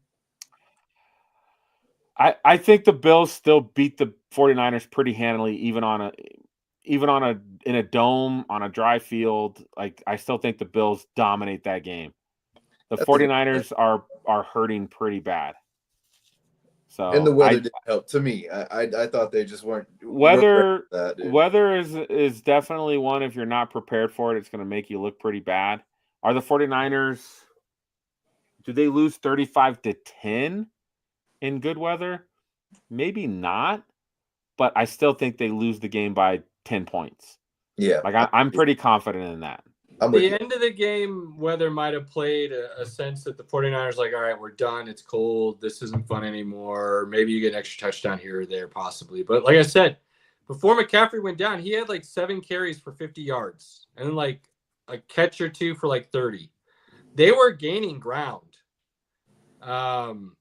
It wasn't a blowout. Once McCaffrey went out, I think that just completely deflated the sails. Then Jordan Mason got hurt too. So then the 49ers had like no running game. Right. Like Pinky said, they were already missing Ayuk. Deebo Samuel looks like a shell of himself at this point. I agree. Kittle didn't have a game. About to be 31. So you're missing Trent Williams. There's just a lot of factors where it was like I said, one team at full strength, the other one missing a lot of pieces, and that's what I think was really what showed. So I wanted to talk about just that number 1 seed a little bit. What's the Chiefs' remaining schedule there, Robert? They play Chargers, then the Browns, then the Texans, then the Steelers, then the Broncos. Damn. What is while we talk about that, what's the Buffalo Bills' remaining schedule? So I do see, again, we saw this against the Broncos. The Browns, they can sling it. They can with Jameis, anything's possible, right?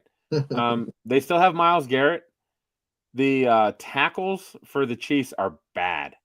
They're really bad. I'm worried about the Chiefs for the Browns game and the Steelers game.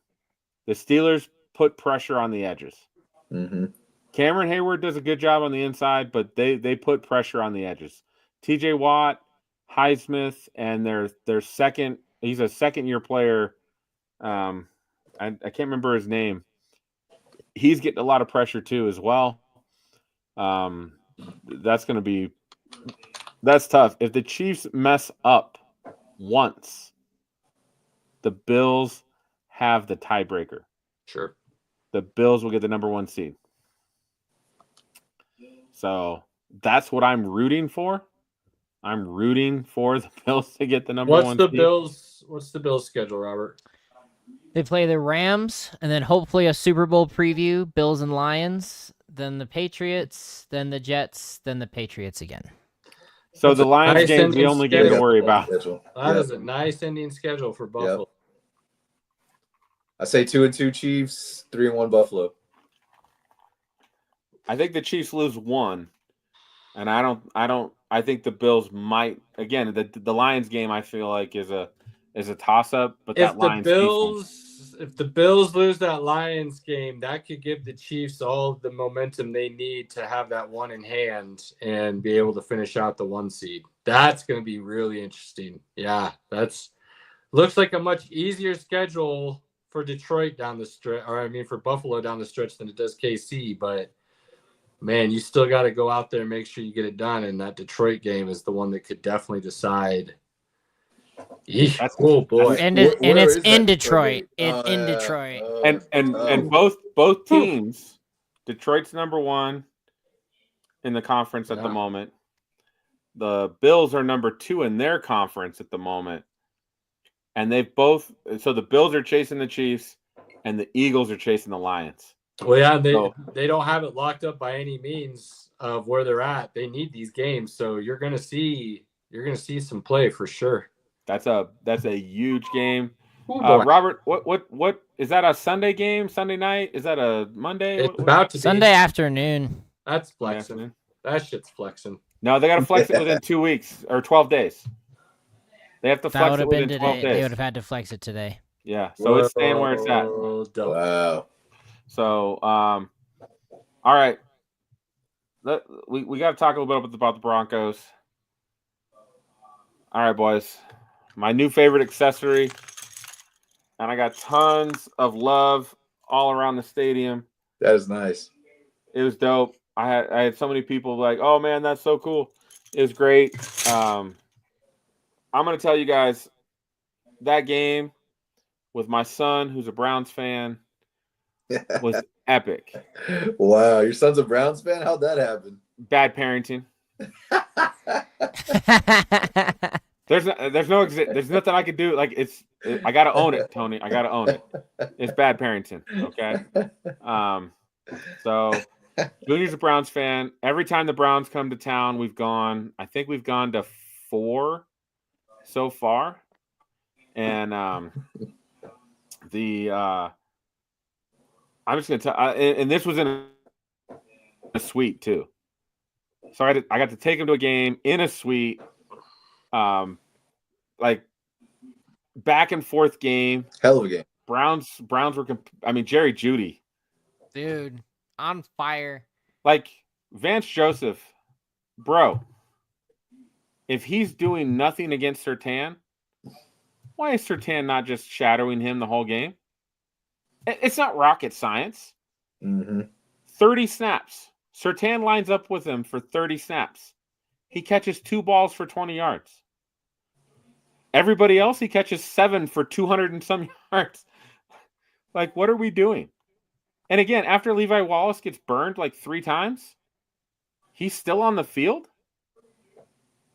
I kid you not. The Bo Nix play to Marvin Mims. 3rd and 12. This is Brady talked about it. 3rd and 12 at the 7-yard line, and you let your quarterback rip one right down the middle that is on a dime that the guy takes for 93 yards. Awesome. Awesome, dude. Crowd's going awesome. wild, right? Beautiful. Amazing. We are flying high. We're feeling good.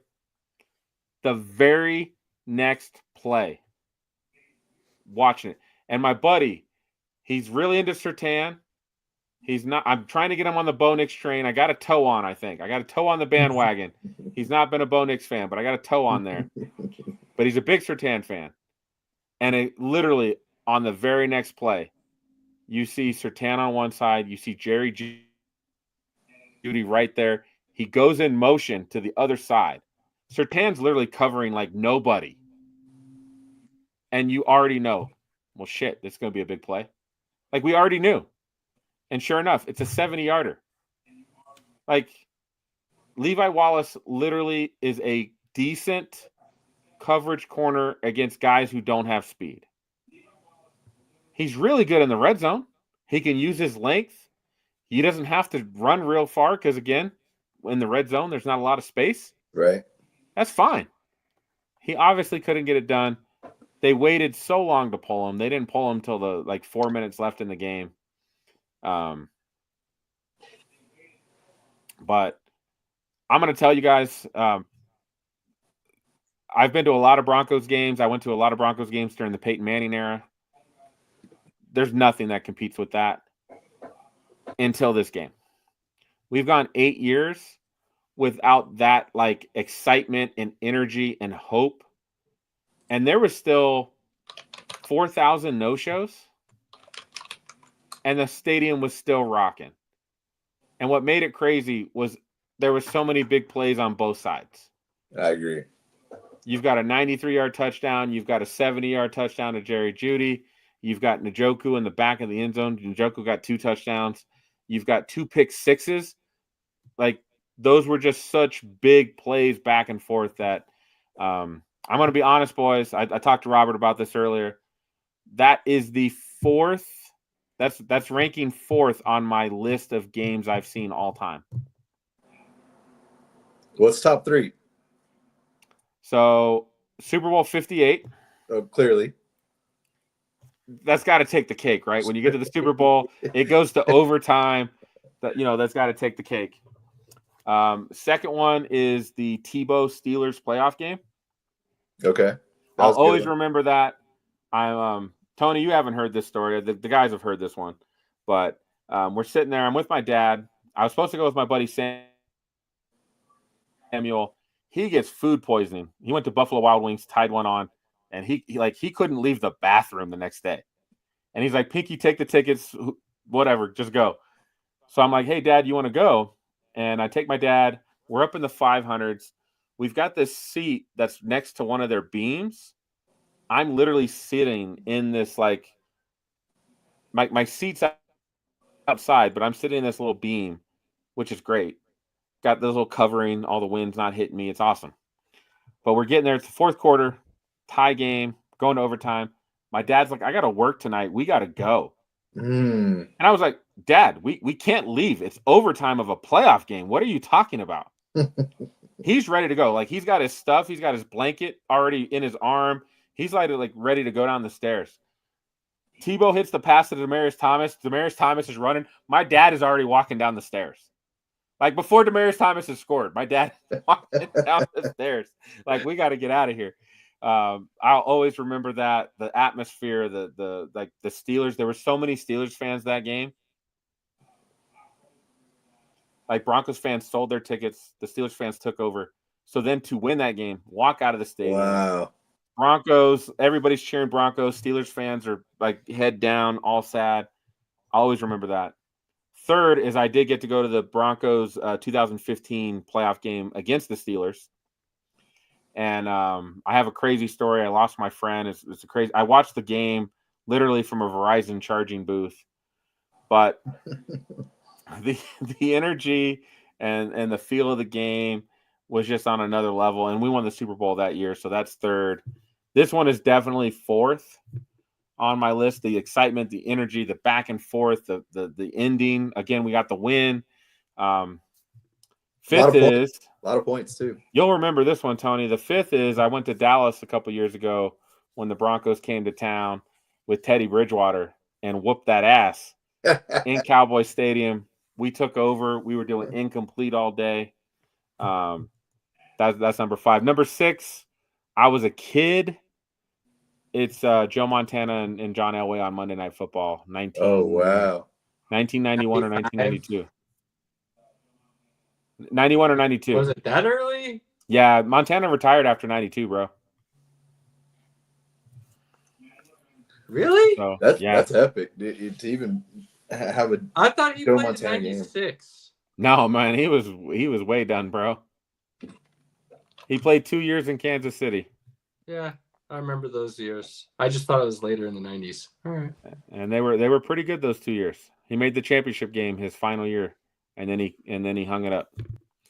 So that's where just again, I've been telling people all day. I'm like, look, guys, whatever happens the rest of the season, Broncos are back. The fan base believes. The team believes. We've got the biggest dead cap hit of all time. We've got a rookie quarterback. We've got a roster that most pundits claimed was the worst roster in football. And we're 8-5 and right there for a playoff spot. That's amazing. Amazing. It's amazing. I'm so excited. If we make the playoffs and we control our destiny, we have to win one game, and the Miami Dolphins have to lose one game, and we're in. Very possible. So we get in with all of those things against us. And again, I think we match up well against everybody except for Buffalo and Baltimore.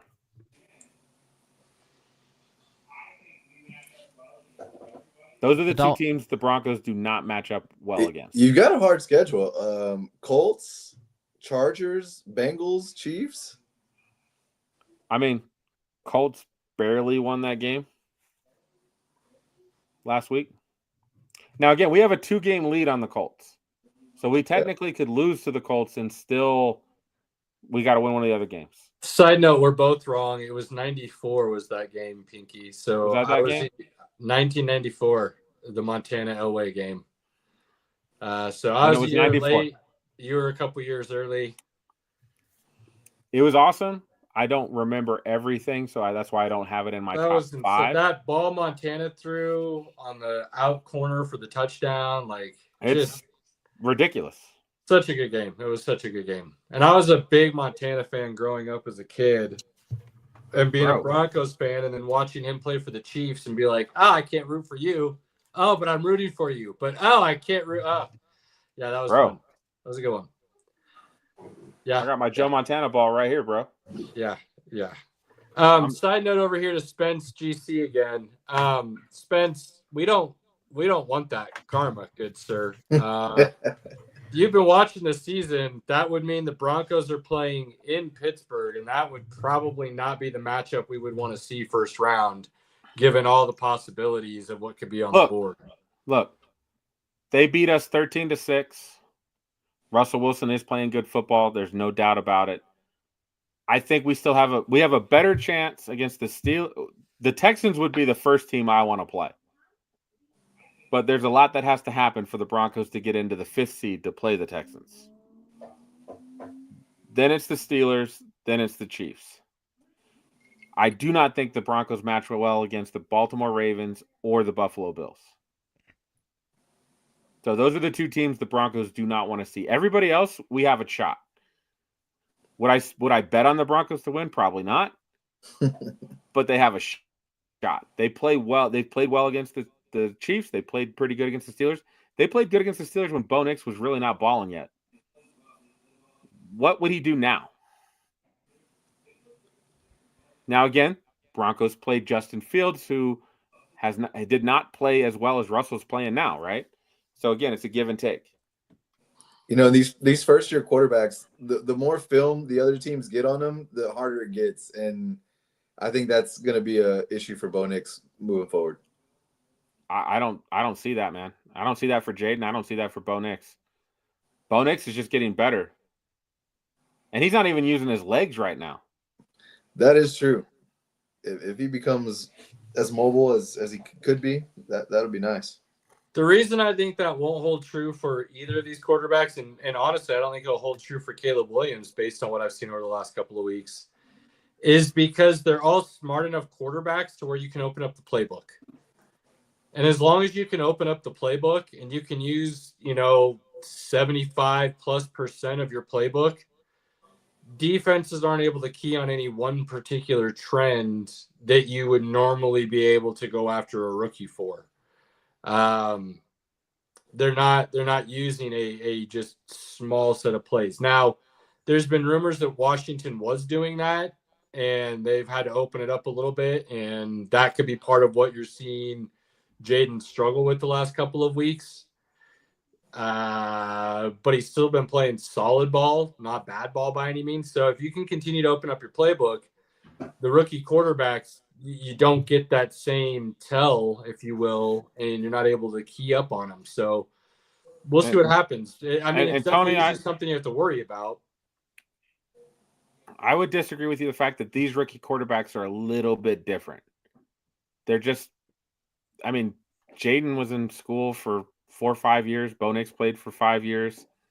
These guys have experience. I think they get better as you expand the playbook, which allows them to attack defenses better. That's what I think. Now, go ahead, sir. We'll have to wait and see what happens. There's nothing.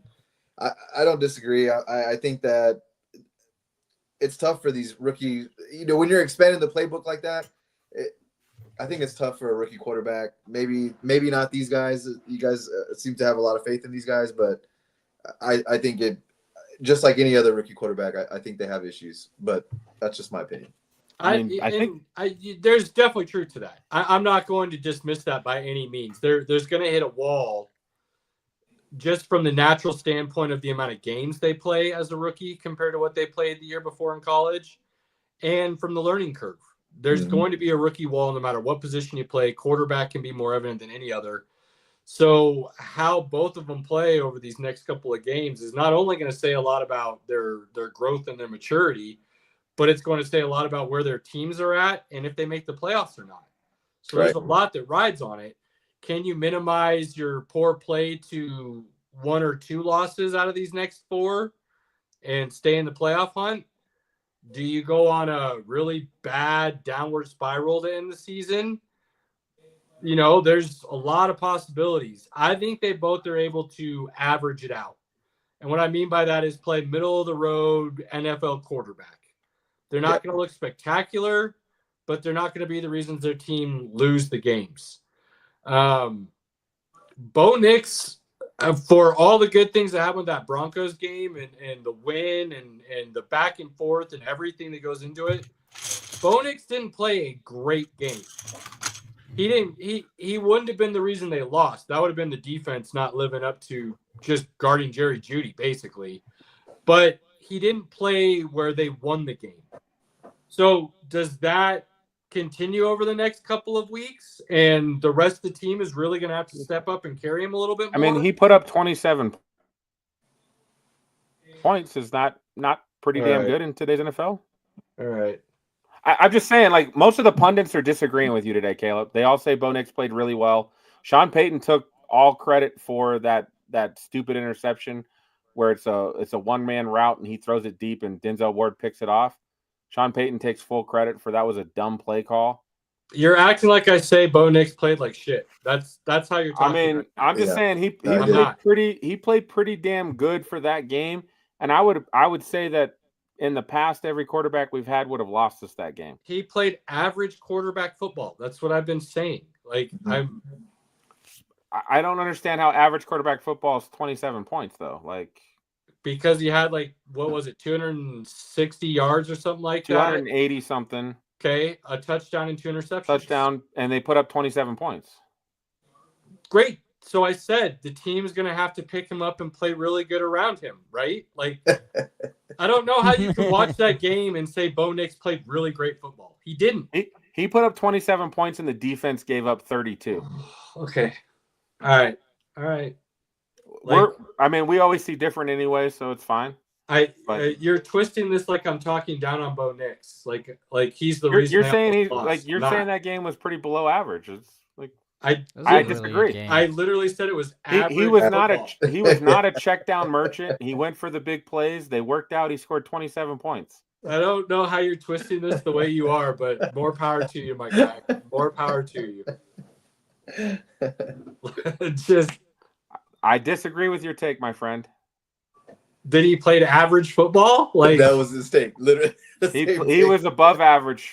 Okay. Absolutely. All right. Yeah. Finish it up, Caleb. We're good. I feel like you're getting testy over something that I didn't even say, so I'm just not sure where to go from here. It's all good. It's all good. I disagree with that take. I think he played great football. I feel like anybody else you would have been like 280, a touchdown, and 2 interceptions is not great football. I feel like that's what you would say anybody but the Broncos quarterback.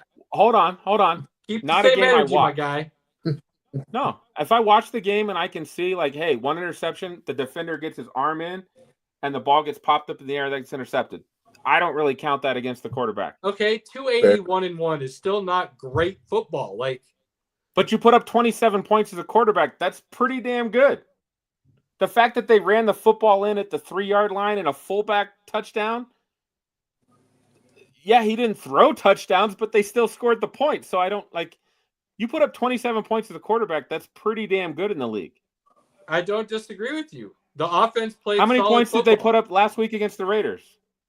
I don't. They put up 29. How many did the Chiefs put up against the Raiders? They put up 19. You act Did like you not say you act like I'm disagreeing with you, but I'm not. I literally said the team played really great. Bo Nix played average. Let's not make it out to be like he played MVP. The dude didn't go out there and throw for 500 yards. Like he made some throws when he if the Browns defense played as bad as our defense did, he would have.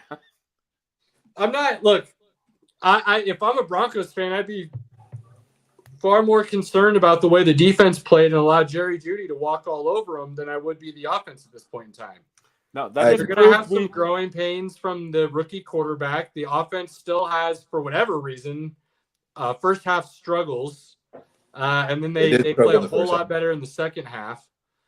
But that defense not showing up was reminiscent of what happened against Baltimore. And you start putting multiple games like that on tape, that's bad news in the playoffs usually in the NFL. So Well, that's where I would be slightly more concerned than anything else. We missed the best white corner in football last Yeah, absolutely. Riley Moss was desperately needed last night.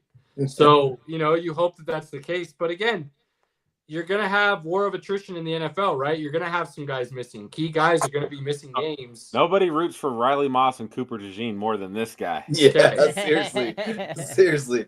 Never heard those names until tonight. So you need to know those names, Tony. We'll see what happens with the Broncos. The offense was not the issue. They were able to win even with what I think is Bo Nix playing an average game because the offense is really starting to gel as a whole. They ran the ball really well. And I'm surprised Jamil McLaughlin did. Jaleel did 11 carries for 84 yards. But then Estime, 13 yards. Right, I know. -1. And Williams, both bad.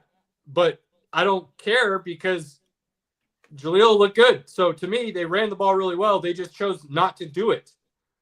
They didn't run the ball. They didn't run for 100 yards. Right. I know you're not listening up to me 130. again. You're not. Okay. Just. I didn't see it that way. I saw it as a team that you didn't even let me finish my point. You just immediately told me I was wrong. Like. You've learned this by now, Caleb. You're wrong, bro. You're wrong. Even if you agree with me, you're wrong. Yes, that's how it is. Oh, goodness. Tony gets it. This guy knows. Look, I'll finish it up with this, and maybe you can't get mad about this. God knows how you're going to twist this one, though. So let's see. Throw it up, buddy. Here's your softball again. If I'm anybody in the AFC, in all honesty, Denver's not a team I would look at right now and be like, yeah, let's play Denver. They're going to be like, shit, we got to play Denver. Because that defense could show up and arguably be the best in the league on any given Sunday. And that offense is showing now that they're not necessarily going to make mistakes that beat themselves. And that's a dangerous combination in the postseason. So as we progress forward, I think a lot of teams are going to be like, I'd rather not see Denver in that first round matchup. I'll add to that, Caleb. And I would agree with you. I would add no one wants to play the Chargers or the Ravens either. All the wild card teams. But they don't want to play Pittsburgh and like anybody's kind of like, outside of Kansas City and Buffalo, who we're pretty sure are going to be the 1 and 2 seeds at this point. Everybody else that's going to have to play on that opening weekend is like, I don't really want to have to play you. I don't want to have to go there. I don't want to go there. Like, what's the one team you want to play right now in the NFL in the AFC playoffs right now?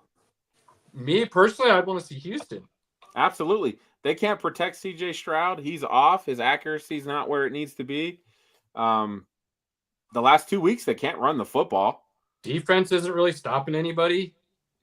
Like, they're in trouble. Like, if you have the 5 seed, you're moving on. It feels that way. Absolutely. And again,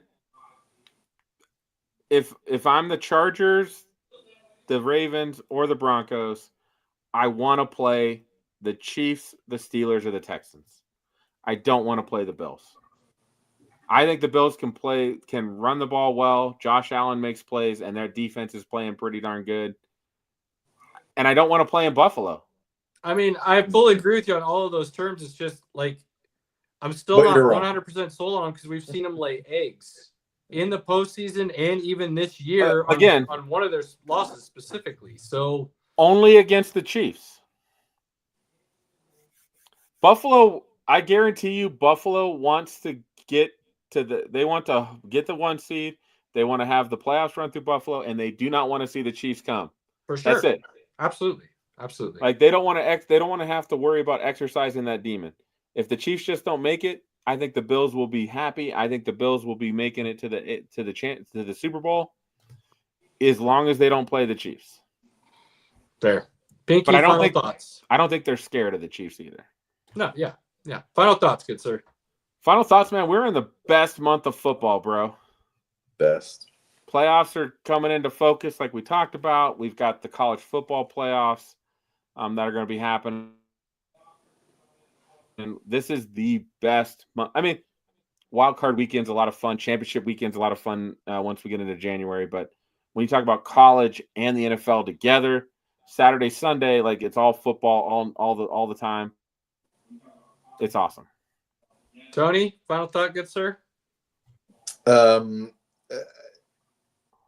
Great time for football. Excited for the playoffs. Can't forget about fantasy football playoffs. And this is awesome. Good time of year. I enjoy it. Cheers to you guys. Thanks for having me on. I really appreciate you guys. I had a great time. Thank you guys. Absolutely. It's a pleasure having you, good sir. Hold on. How's the blackened? Actually, really good. So I'm not a guy that can taste all the notes and all that. Me neither. Okay. Good. Perfect. You fit right in. Is it straight up? Do you have it straight up or you got a little bit of ice on it? I had a little ice in it. Okay. Is it still a little tough with the ice? No, or does it make it really smooth with the ice? It was smooth. It was really smooth. Like I said, I've never had it, so I feel like eventually I got to buy a bottle of it and try it because it's Metallica, but it's blackened. Robert, final thoughts, good sir? Well, this will probably be the only time I ever say this. The best game of the week for me personally is going to be the Monday night game, even though it's two teams nobody could care less about. Sorry, Tony, nobody wants to watch the Cowboys. Who are the Cowboys playing? They're playing the Bengals, but that's not the point. The point is that with it being ESPN being owned by Disney, they're doing a live animation telecast, and it's all set in the Simpsons world. So I am super excited as a pop culture person to see that. Is that on Disney Plus? Yeah, it should be. Okay. Yeah, I'm in. So I'm in. I'm excited for that. I'm eagerly waiting to watch Skeleton Crew with Caleb and get through what is hopefully going to be a good Star Wars series after the dumpster fire that was The Acolyte, and we're just going to move on. Did you guys, Tony, did you see the Toy Story one they did with the Falcons and the Jags? That was awesome. I knew it was happening. I didn't tune in. How was it? It was a little off, but if you like Toy Story, it was awesome. It was fun. It was really fun. It was awesome. So the fact that they're doing, I love The Simpsons. I got a good place in my heart for The Simpsons and Family Guy. So this should be great. I'm excited. I'm glad you brought that up, Robert. I'm in. Yep. So that's the one I'm looking forward to here. Otherwise, yeah, those are my final thoughts there. Boys, I still have whiskey, guys. Can you believe that? Get through it. A little bit too. It's my second glass. I still got some. I spent too much time telling me how I'm wrong before I could even open my mouth. Maybe you should have been drinking whiskey. Facts. I love this time of year. Basketball, football in full swing. Fantasy Rock football chalk, is baby. going hard. Anybody Rock trying to chalk. get that money? Good luck with Yes. you. Man, I love hanging out, chopping up with the fellas. Tony, pleasure meeting you, having you on tonight. Everybody, if you get those moments with your family, your friends, your loved ones, your inner circle, do not take it for granted. Always take advantage of those opportunities. Cherish those moments. Until next week, hit us up. You know how to get a hold of us by now. Let us know what's going on. We'll chop. We'll talk. Pinky is going to interrupt me again. Tell me I'm wrong. I'm not telling you you're wrong. Because it's the holidays, please check in on some of your friends and family. Yes. It's a stressful time of year. Just checking in and maybe making your friend or family member laugh can mean a lot this time of year. So everybody out there, we appreciate you more than you know. Until next week. Family.